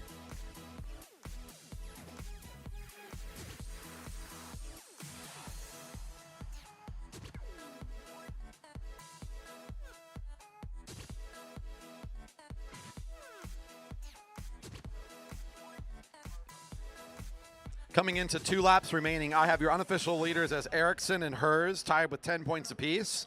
In third place, tied with 7 points apiece is Miller and Gallagher. Baker with 4, I believe, is in 5th. That's the next closest rider. A couple riders with 3 and 1, but right now I think we're going to keep our eyes mostly on this top 4 riders, all within 3 points of each other. Thumbs up confirms that the points as announced do match the official record. The fans want to know, the people want to know who drank the most milk tonight. We weren't keeping track of that very well, I think. That was a tough one. Maybe there's like colloquial knowledge. Maybe it'll be like stories people tell for generations to their kids who actually drank the most milk here tonight at the Velodrome. I don't know. I heard Lucy down like 5 cups. Oh my gosh. 1 to go. Matti Herz on the front. One of our 2 riders at the top of this race besides Team Milk.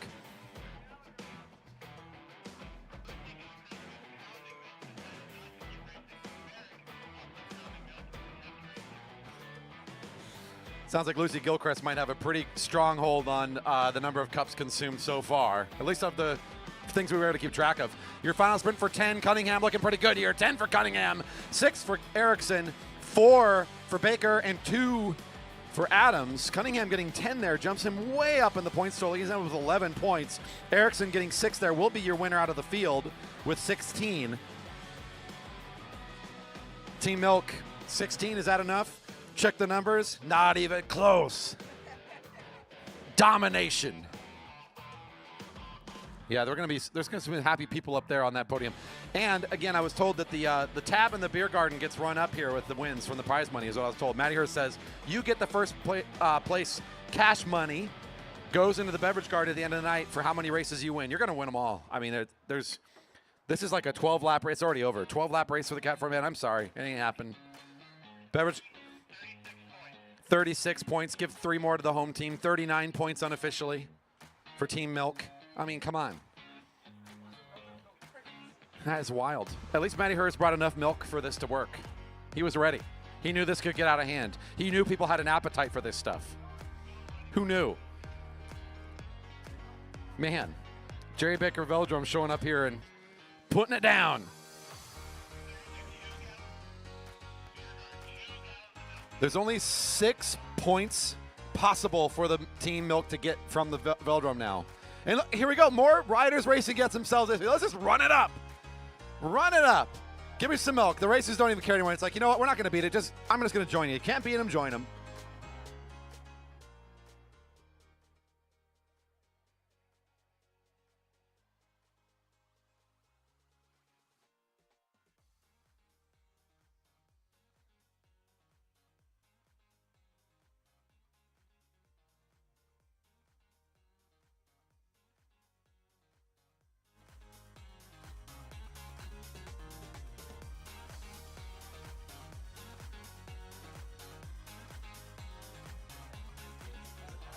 Okay. The Cat 4 men have begun their 12-lap 4x3 race for second place.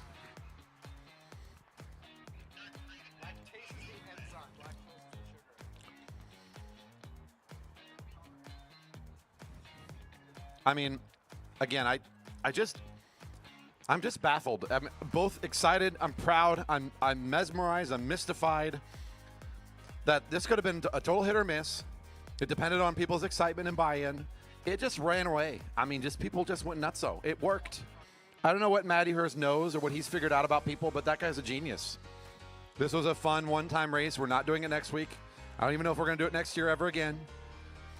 I want this to live as like a day this happened. It was great. It was wonderful. You know, don't let it run too long. But you can tell everybody you were at the track the one day. They weren't just serving beverages in the beer garden. They brought milk. When they ask, what do you mean? You can try to explain it to them, but they're just not going to get it. You know, it's just not going to make sense. You had to be there. It was just this one moment in time when we were all together experiencing this very odd situation where we get to call the audience members winners. They're going to be our champions of the milk race, unquestionable. Again, I like I said, the race in front of you, this is for second place. They are not racing for the top of this podium. I don't see a way that comes together. Team Milk's at 36, going to make it 39 for the home team. Helping out a bit here. Nearly 40 points before the race even started. Your Cat 4 men on the track now in the milk race. Saw 11 to go. Bell next time around in their first sprint for points.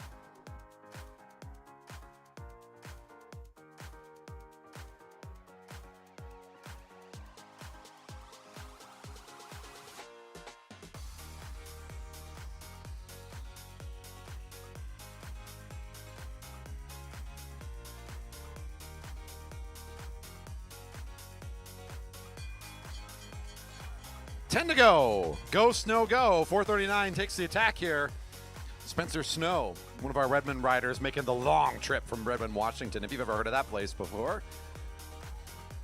That's right, a lot of our riders, again, a lot of local products here coming into race from around the Seattle area. Wyatt coming back from his dominant race in the French exit, coming back for some more here in the milk race, looking very strong on this lap. Wyatt Paul taking another lap here. 5 points for the rider in black. Tom Herrick for 3. Snow for 2. Ernie Shev 1.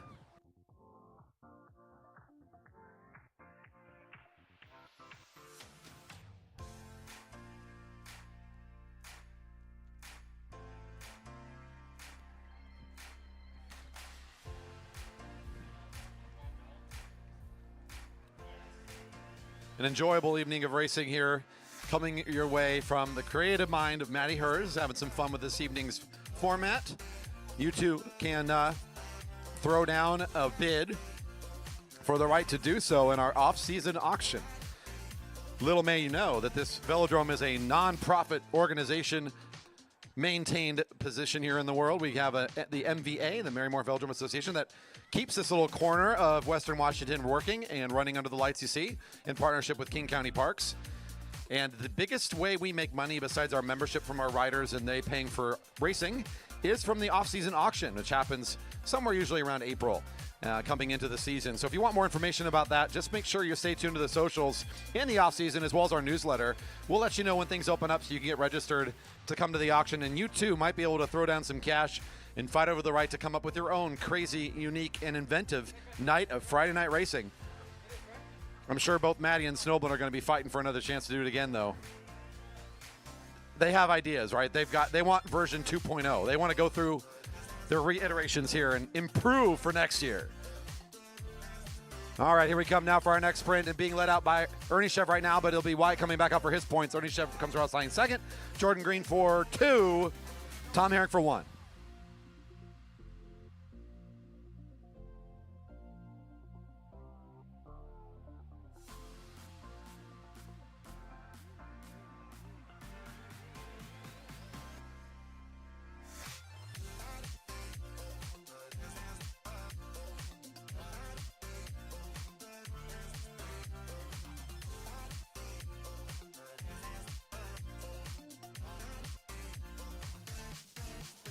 Your leader, Wyatt Paul, with 10 points, still a ways off of that very high mark for Team Milk. But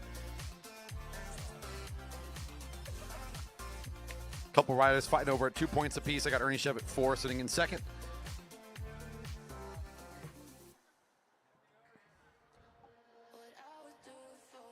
Two sprints remain. Bell coming up once again here on this lap. They come so fast. Upcoming is the bowl cut. That's bowl cut, B-O-W-L, not bowl cut, B-U-L-L. That's because we race around a bowl here, everybody. 4 to go. Bell ringing for points next time. Ernie Shev on the attack, number 4-3.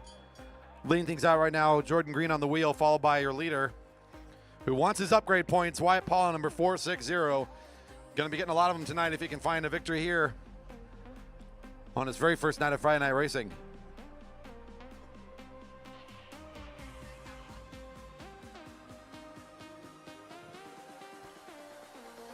$39 plus the 3 at home, I'd say 42 points to Team Milk.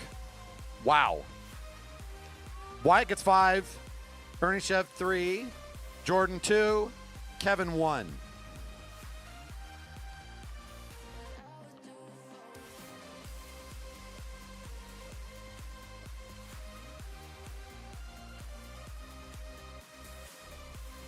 I think Ernie Shev still chasing the lead. I think Ryder in second place. Anton Ernie Shev has 7 unofficially.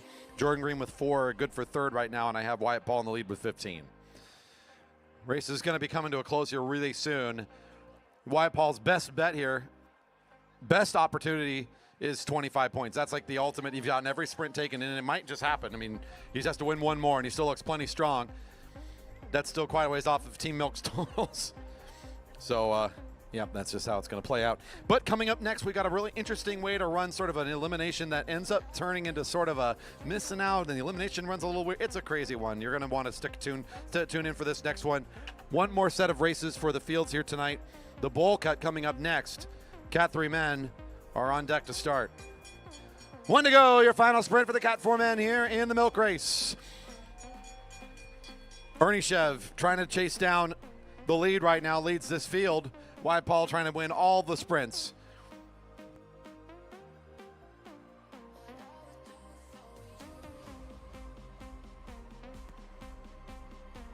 Ulrich comes into turn 3 with a great attack here. He's been pretty silent this race, but your leader on the lap now, Kevin Ulrich, trying to find the big final 10 points. Great move here for the Gene Johnson cycling rider. He'll get 10. Your winner of the race coming across the line second will get 6. Anton Ernie Shev gets 4 more in that sprint. Should be good for second.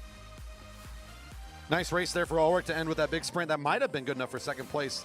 My call unofficial. A few more riders still on the track, so hold still here for the bowl cut. Cat 3 men still off to the side. A few more finishers still coming around.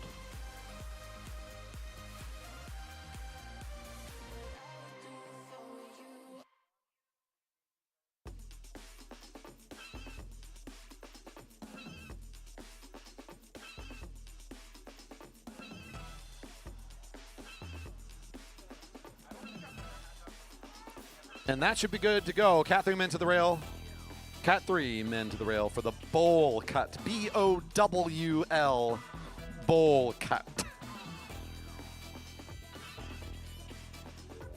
We see you out there enjoying the stream. Thanks for tuning in to JB Veldrum's channel on YouTube. If you're out there still liking the coverage, make sure to hit the thumbs up, subscribe button, share with friends and family, and hit the notification bell so you know when we go live.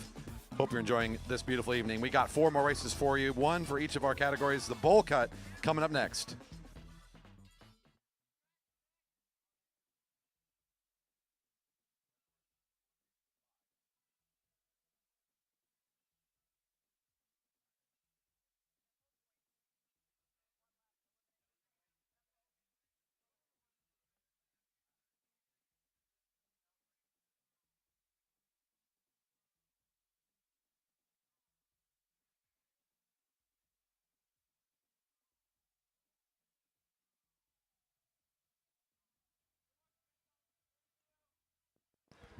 All right, so I believe the bell will ring when they come around. The next lap, there will be a pull. No points that first bell.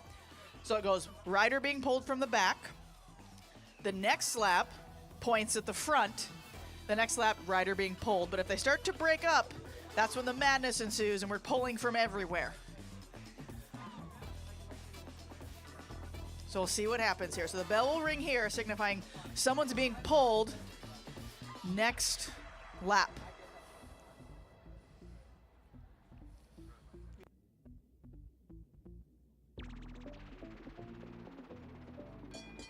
So rider being pulled next time. No points right here. Rider being pulled from the field. Well, an elimination lap.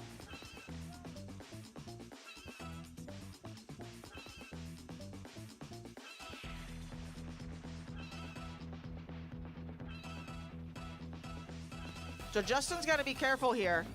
If he's off the front, technically he's going to get pulled. So Justin, don't get too far off the front or else you're going to get pulled. Yep, this is a backwards move here.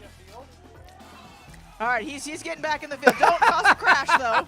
Don't cause a crash. Don't cause a crash, all right. Jeez Louise. 338 is eliminated.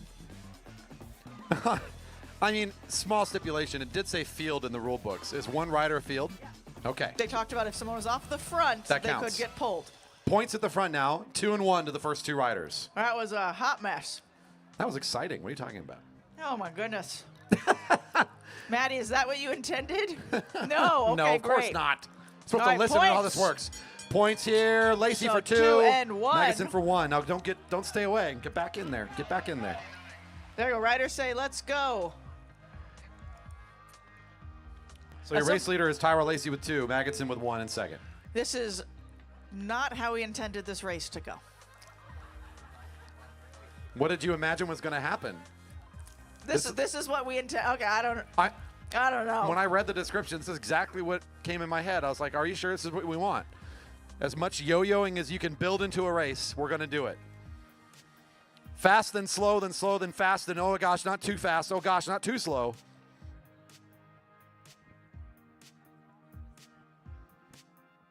Elimination. Who's going to be? 13, JC Pyle. Now it's points at the front, 2-1 to the first two riders. As JC Pyle was out. 313. JC Pyle was out. Pyle out of the race. He'll exit after the sprint. Pyle out of the race. JC Pyle out of the race. JC Pyle out of the race. JC Pyle, you were pulled last lap. Elimination next time. Serge Malikian comes across for 2. Andrew Lynch comes across for 1. Elimination this time. Pyle still coming out. He got the call now. Last rider eliminated on this lap coming up next. It's Mike Ritter at the very back. Mike Westover there at the back. Ritter's going to reposition himself here quickly. A tie at the top between Lacey and Malikian. They're both still in the race with 2. Lynch with 1. Magnuson with 1. So it does its job of keeping people together, but I think maybe a little too much. Well, oh, here comes a close finish at the end. What's going to happen? Oh, there goes Stan. 91, Stanley Douglas. Tyro was in a panic there for a second. All right, points this next lap. Stan coming out. Looks like Peter Schnoblin wants some points.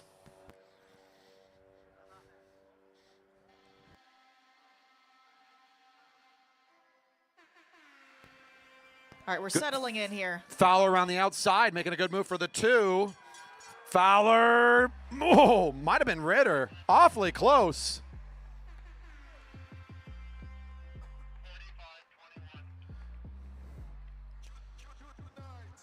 Fowler gets 2. 21, Mike Ritter gets 1 point. Elimination this upcoming lap. Ritter coming back into the group. Everybody's still forced to stay together, so no breaking apart. Looks like as they're coming around, we'll be able to call the elimination from the back of this group, unless Ritter stays far enough away to get eliminated. Nah, he's good. He's in the good. group. He's in the group. Yeah, he's good to go. I think we're figuring this race out. Uh-oh, Justin went, no. 322, that's going to be Justin Pryor. Looked both ways. He said, look left, look right before crossing the street. Oh, shoot, they're already going by me. Jors off the front, 307, makes the attack for the points. Magnuson follows suit. Magnuson might be our first rider to win more than one sprint here in the tempo, trying to find this time 2 instead of 1 last time. Looks like he's going to get it. Jors for 1. Elimination next lap. Don't get too hasty now. Elimination next lap. As it stands, your 2 leaders would lose 1 rider, but they're going to try to let the field catch them. They're coming back. They're coming back. This reminds me of how we do our junior practices when we have the e-bike on the front just riding tempo, and every few laps the riders sprint around me and then they come back, and then they sprint around me and they come back. So I think the juniors are who's to beat here. We got one rider sitting back right now as Ritter might be taking the early exit to volunteer on the lap. Oh, that's right, but he's a separate field, so we get another elimination here. From so the field. last from the field. Who's last from the field? It's double elimination this lap right now. Oh! 07 is Jors. Not quite enough acceleration. Jors and Ritter look to be out on this lap. Jors is caught.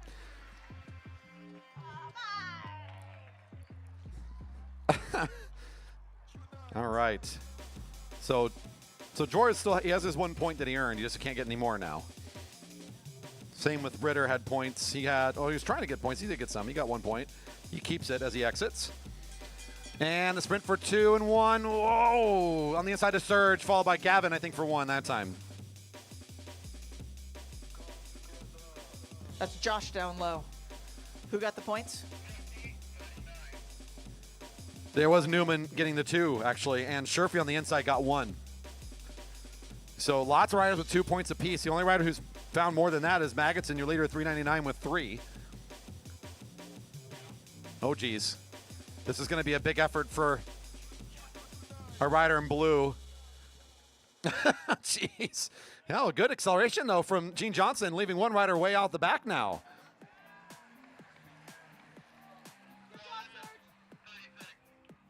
.336. And 01. And 1. Double elimination. 01 caught as well. Lynch eliminated. Lynch eliminated. Just enough separation the officials called. 2 groups. So he hears the call now. And Fowler's like, oh, man, I had a wheel to fall. Now what do I do? Maggottson gets 2, and Snowland gets 1. That's Snowland's first point of the race. Maggottson now goes up to a nice, strong 5. Only riders figured this thing out so far is the junior. He's got 5 points. Everybody else is like 2 or 1. There's a lot of riders with points. Elimination this time upcoming. We only got 2 more riders to eliminate, though. At that point, we stop and we end after a no pole and then the last lap. Okay, so down to 5. We give another chance to sprint for the tempo. Snowblin trying to hold on here. Acceleration coming. If he snaps far enough, he might be able to force it, a double elimination again. 2 eliminations upcoming. It's going to be both Maggottson and Snowblin. Okay, this is interesting. You know, so you could do is like if you had a breakaway, the field could just like do a track stand. Wait, there's 5 of them left. There are 5 riders left. Is this the last lap? This is it. This is the very last lap. All Okay, these here we riders should go. be sprinting. Okay. This is the last lap. Get them going. This is the last lap. They're all finishing at the finish line. This is the last lap. All right, final lap. Here we go. Last lap, last sprint for points. Sherfy and Lacey. Sherfy for 2, Lacey for 1. I have no idea what that means for the points, except I think Maggottson still wins with 5, even though he got eliminated before the final sprint. That race is done somehow. Those riders are. You eliminated? Yes, they are done. That race is That was it. completed. All done. That's exactly what we knew. Yeah, that's what happens. That's what happens in this race. We know what's going on. Hey, you're not alone, Sam. I'll talk about the race again during the neutral, since if you walked away for a second, you have no idea what's going on. I get it. And we couldn't really stop and re-talk about the race because every single lap there's an elimination to talk about or points. So it's very active on our part. Oh, okay. Here we go again. Open women. So the Come update on on the open woman is that it's a straight elimination all the way down. Open woman, this is a straight elimination all the way down because there's now 6 of you. A straight elimination all the way down. So no bowl cut. This is elimination, no points anywhere in the race. No, there's points still. Okay. Points. Got it. So it's still the alternation. Points, elimination. So it's still a bowl cut, but not down to 5. Very good. We'll talk more about the rules again as they're going out and around.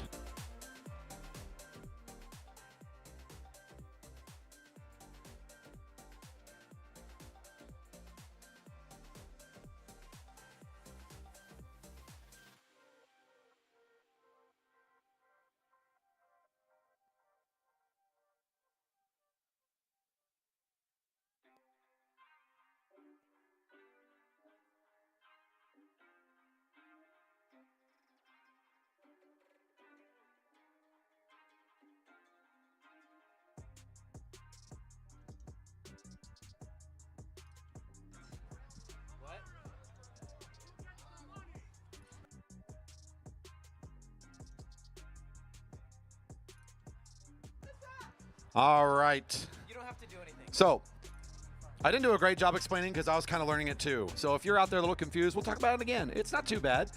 Here's how this is simplified. And Kelly said it really well because she knows what's going on. She's smarter than everybody here. So I'll just listen to her. When the bell's ringing, the riders that are coming across are getting points at the front, 2 and 1, except for the very first one.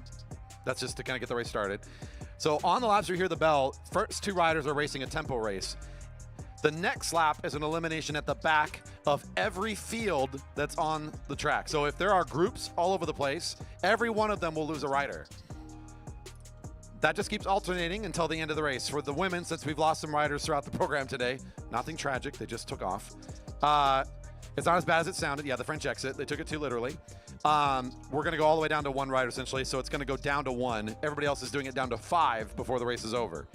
So this is an elimination, alternating with a tempo race. The bell's ringing now, no points yet. We start with the elimination next lap. You're gonna get a rider out at the back. The bell will ring the next time around. As those 2 riders are coming across at the front, they get the points, the bell's ringing. That means the next lap is elimination. It just goes back and forth. But as we saw in that last race, we just might not know exactly when it's over. It could just be over. Yeah, well, like if you're at near 5 and all of a sudden you get all these fields, you're like, oh, I guess we have 3 riders now? I mean, it could, once you're under 5, we'll say, that's the end of the race. I don't know. It's all sorts of crazy. It keeps you guessing. Here comes an elimination. We do know last rider out of this field is pulled right now.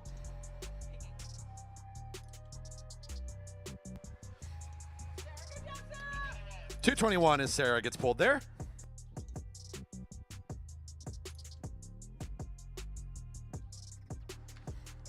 Jason Fuller coming in says, this race is insane and awesome. So there you go.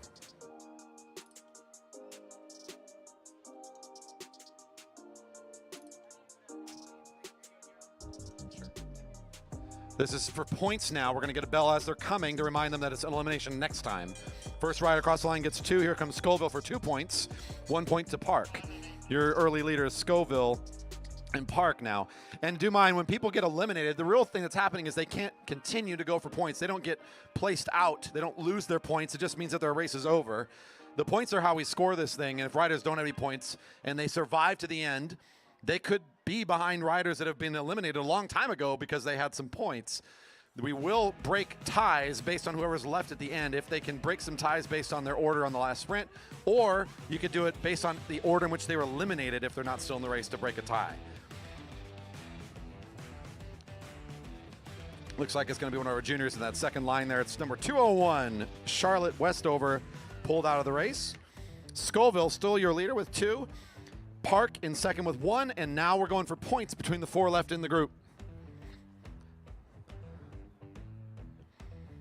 Yeah, one of our fans there on the YouTube also putting a very nice little summary of how this works. Each distinct group getting pulled, that's exactly right. It's a fun one. This is another interesting one. I think my favorite tonight is the French exit, just as like for something practical we could do again, but this one's got merit too. I think with some work we could have some fun with this. It's a lot like the mullet we did last year. That's Scoville and Park at the front. They double down on their points, so your race leaders stay the same. 4 points to Scoville and 2 to Park. Now in first and second. Forcing this back together again. I mean, couldn't Annette just like do a track stand now and just force this thing apart? Like, go. Yeah, I mean, that's true. Just force the leaders to be the leaders. Like, sorry, you're out. It's kind of like all of a sudden the Marymore crawl starts here on the home straight. Yeah, it could happen. Oh, a bit of a break here. This might be called for 2 here. Bit of a gap as Annette makes a good run at it.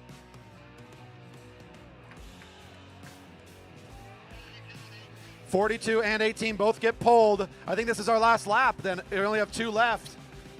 I need to get the official call on that. Maybe one more. Okay. Both 242 and 18 eliminated. Holslander and Park coming off.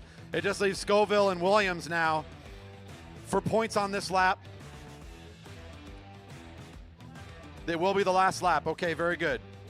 In the final sprint, Williams has got one more big jump here. She'll go get 2 in this final sprint. She'll end up in second overall, just ahead of Park, who also has 2. Scoville will be your winner, though, with 4 points. Danny picking up the early points there, I think will be your winner. And gets 1 more at the end, number 1, your winner here tonight. Racing's done. Thank you very much there. Your next group, come on up. Your open woman making the X on the back straight. Cat 1, 2 men, come on down. On deck, the Cat 4, our final race of the night. Champions of the milk race, you know who you are. Don't go anywhere. Podiums after the last race tonight. We'll get you up there if you want to be with it. It'll be a fun post to share with our community and say, great job to the fans. You beat the racers. Slash, the racers helped you too. It's a good night. Team Milk. We'll do a podium picture here at the end of the night. Just stick around. We'll have some fun with it.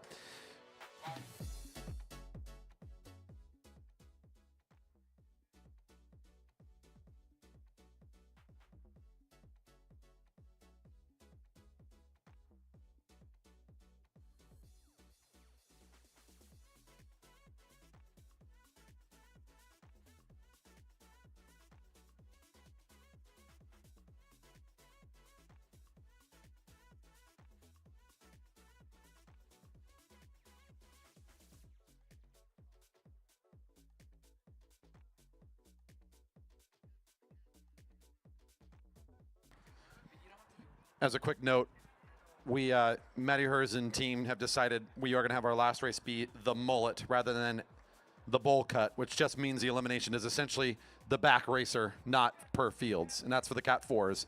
Cat 1, 2 men are still racing the bowl cut. Same race format for the current riders. Upcoming group, we made a slight change. We'll make sure to make it very clear as you're starting. The bowl cut here starting for the Cat 1, 2 men. Our last chance to see this unique race format. Again, if they pull apart, every distinct group on the track loses a rider on the elimination laps. On the in-betweens, it's the tempo. 2 and 1 to the first 2 riders across the line. Your winner is the rider with the most number of points. You got to stay in the race to get more points, so it pays to stay in the race. You saw Scoville do it in the last race, go for the early points, and it paid off pretty well. No one could best the 4 points she picked up near the beginning, made it 5 by the end. Let's see how this one goes. Aaron Young on the attack. Vroom, he goes. If he's on his own, I think he just ends the race for himself here. Aaron Young will both be the first and last rider across the line in his field. And I think he knows that, and I don't think he cares. He just wanted to show this is how this works. Aaron Young, congratulations, your night's over. You crushed it. You win at losing. With the great grace.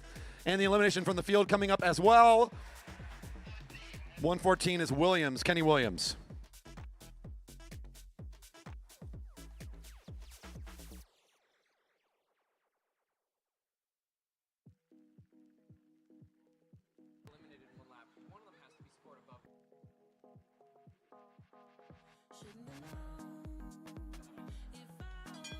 Points coming up to the line here. It's Herz and Gallagher. Herz gets 2, Gallagher gets 1. Bell is ringing for elimination next time. Flom needs to try to find some other riders before he gets around to the line.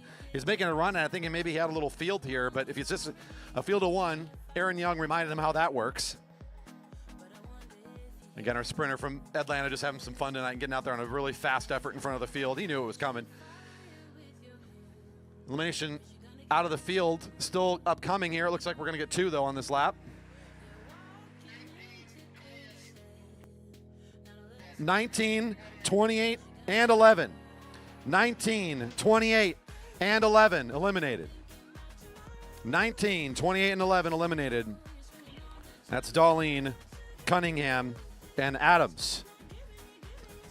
Big attack off the front to pick up some points here, and they got a long ways back to the field behind them. 2 and 1 across the line. Gallagher for 2, Erickson for 1 unofficially.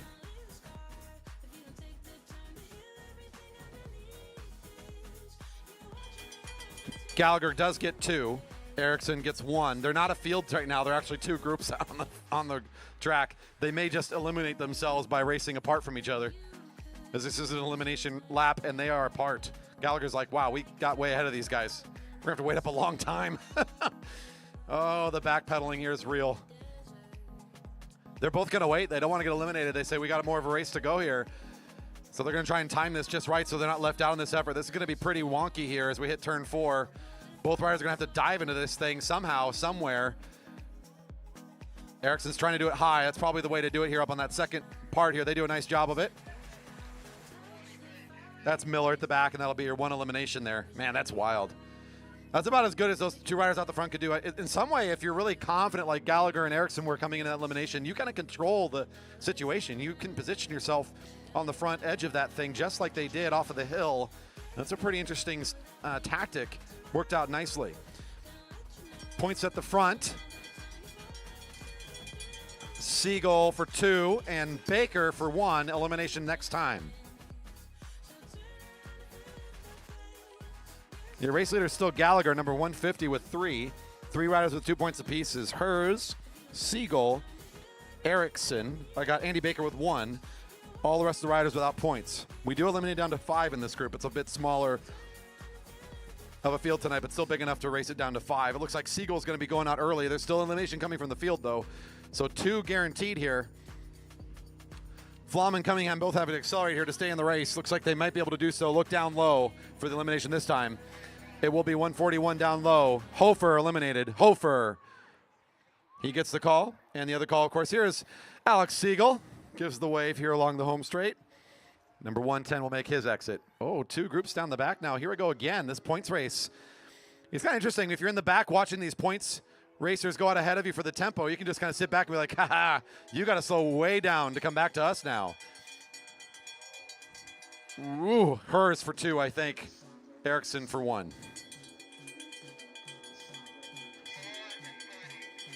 That call was correct. It's Herz in the lead now with 4 points. Both Erickson and Gallagher with 3 are sitting in second, but it's an elimination lap.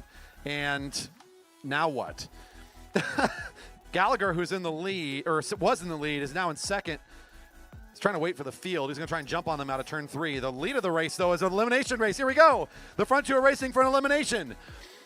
Erickson's going to eliminate Herz. He says, gosh, start it. This is my race. How dare you? And now the elimination in the back. It looks like it might be Cunningham's turn. And it'll be number 28. So we've got 1 rider off the front. Erickson is in a great position to get 2 points. There's 5 riders on the field now, or under 5. So this should be our last lap. We'll score it from here. Last lap, final lap. Erickson does a good effort to eliminate Herz, which will guarantee him 2 points on the final lap. It is now the final lap. Erickson coming in for the 2. The sprint behind him for 1. Final lap. All done. 2 points for Erickson, and he'll exit. He's your winner, and Baker gets 1 more.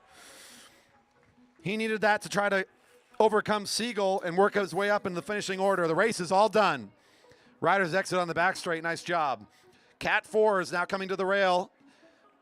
The track is open for you. To the rail, please. Cat 4s. This is no longer the bowl cut. The biggest difference, no matter where you are on the track, on the elimination laps, it is the last rider across the line. It is not based on your distinct groups. It is not based on fields. It is 1 rider eliminated, period. It will be the last rider across the line on every elimination lap. You're the only group that will be racing it tonight. I want to make sure it's very clear. It is called the mullet. It's all hair stuff. It's a theme. Our group up here, the live stream group, said it should be called, this race should be called the gray hairs because it's so confusing and stressful. It's giving us gray hairs, but we got enough of those. All right, last group coming up here for the night. Team Milk, get ready for the podiums after this race is concluded. 1 last group to come up through the velodrome.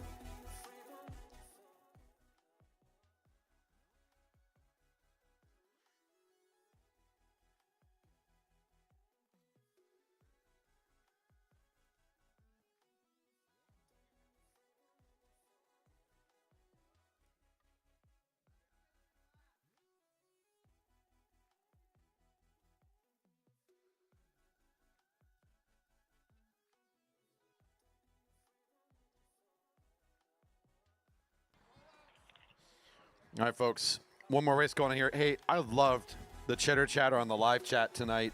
It's been pretty good viewership this evening. Again, we're nearing 2,000 subscribers.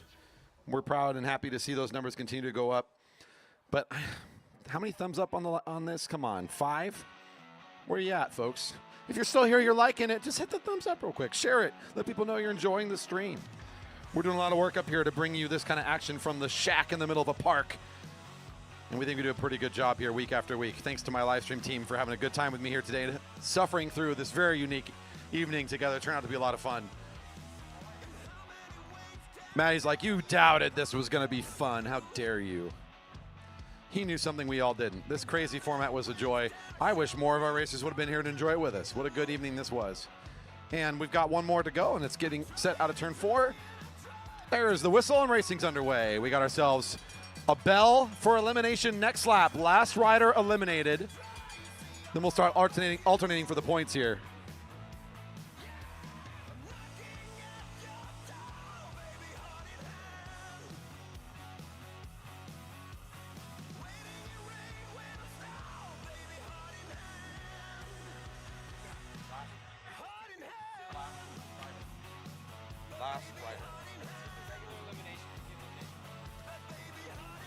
All right, we've got ourselves last rider across the line on this lap. Ooh.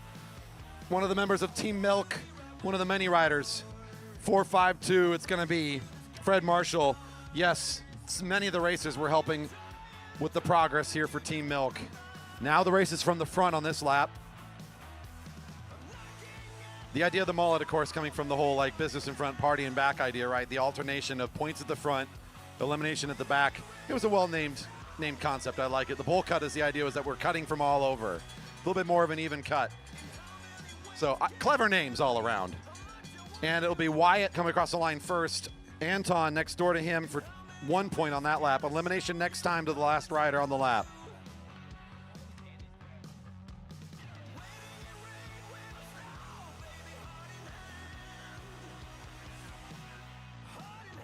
Looks like we have a volunteer on the lap since this is a straight elimination from the back. Everyone in the field should be okay here. We have one rider leaving a little bit early. So the field is safe. The field is safe right now.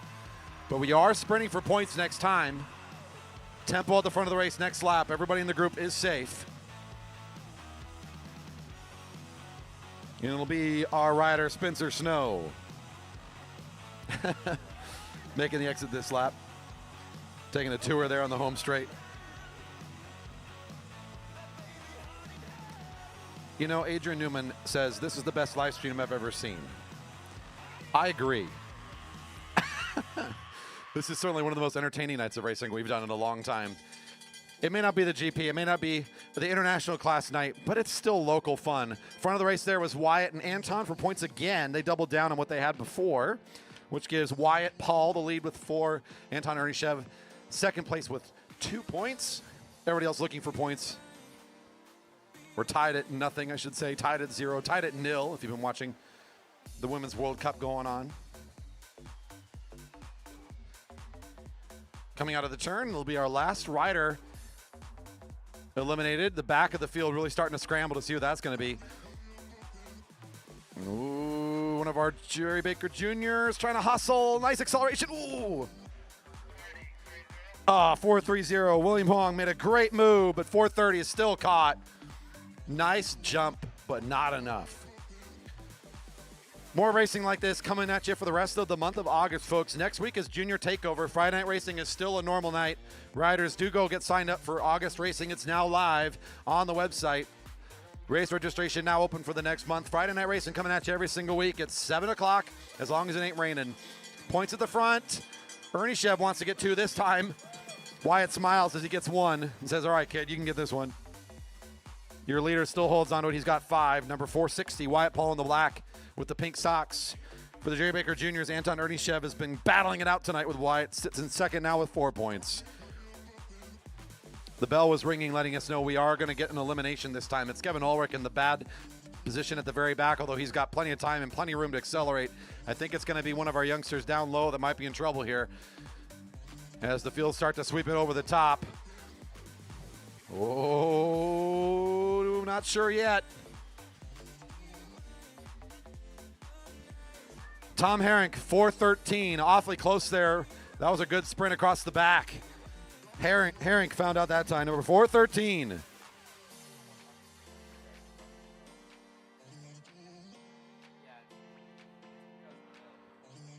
Walt does bikes. There's a name that brings me back to the GP from last year. Walt tuning in for some Southern California racing. Doing some criterium racing here tomorrow. Good to see you again. Remember you coming up and broadcasting. You had the GoPro on the mic and everything. Had a good time here at the GP in 2022. Thanks for tuning into the live stream. Bell's ringing. Elimination next time. Wyatt at the front again. Anton right behind him for 1. That gives your leader 7 points to number 460. 5 points to number 403. The 2 riders with points and the only 2 with points. Business at the front has just been those 2 the entire time. The party at the back, who's going to get pulled this time? Still working our way down to a group of 5 before we call the race. There's still a few more eliminations to go. 434 is Luke Tallman. Luke Tallman. Another one of our Portland area competitors. Team Epic's got a good nickname for themselves, the East Portland Youth Cycling Team. Team Epic, EPYC. It's got some great up-and-coming competitors, and love to see them come up here and building their relationship with our velodrome and, of course, with the Jerry Baker Juniors, who have been coordinating and cooperating with them as well. Wyatt for 2 more, Anton for 1 more. Rinse and repeat. Bell's ringing for elimination next time around. We're at 6 riders, which means this will bring us down to 5. So we're going to ring the bell again to say it's 1 to go next time we see him, because I think we can guarantee we know that's coming. So we can get this figured out. Wyatt leads this thing now with 9. Anton in second with 6. That will be your top 2. Everybody left in the field might be sprinting for minor points or minor positions just based on the fact that no one else has points. I mean, we just got to figure a lot of tiebreakers out here. Elimination coming up. Bell's ringing for 1 to go. 1 to go. 1 to go. 1 to go. And 46, Jordan Green, 446. Ends the race right before the thing is going to be done here. 1 more sprint for points, and it looks like Ernie Shev going to go up and join his good old pal Wyatt Paul for 1 more run at the points. Oh, here we go. Could we have somebody else here on this final lap? Could maybe Ryder Carlson make his way up and try to challenge? Try to get some points for somebody else besides these 2? Oh, could he make it? He won't. Oh, that's it. Race is over. Wyatt Paul will be your winner, I believe, with 11 points. Anton Ernishev ends with 7. Everybody else is placed on that lap based on their finishing order, so 3rd, 4th, and 5th found out from that group there.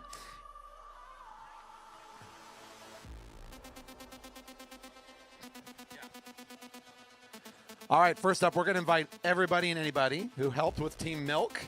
If you're still here and you contributed to the fun, officials, live stream team, volunteers, fans, racers, if you're ready, Team Milk's going to go just get a massive podium shot right now. So go on over if you have the time to make it over.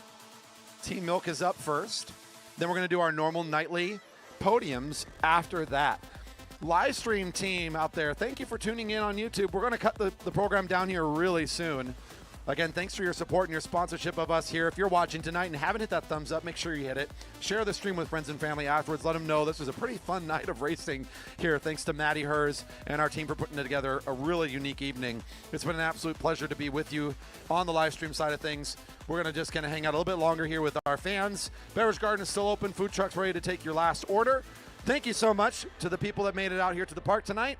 Friday Night Racing every single week at 7 o'clock. Next week, Junior Takeover. Look out for kids from Southern California, from British Columbia, from Portland, and from even further away to be making their way here to throw down next weekend, August 4th through 6th. Thank you again for tuning in, for making your way to the park. It's been wonderful to be with you, and we look forward to hosting you again for more great racing action here at the Jerry Baker Memorial Velodrome.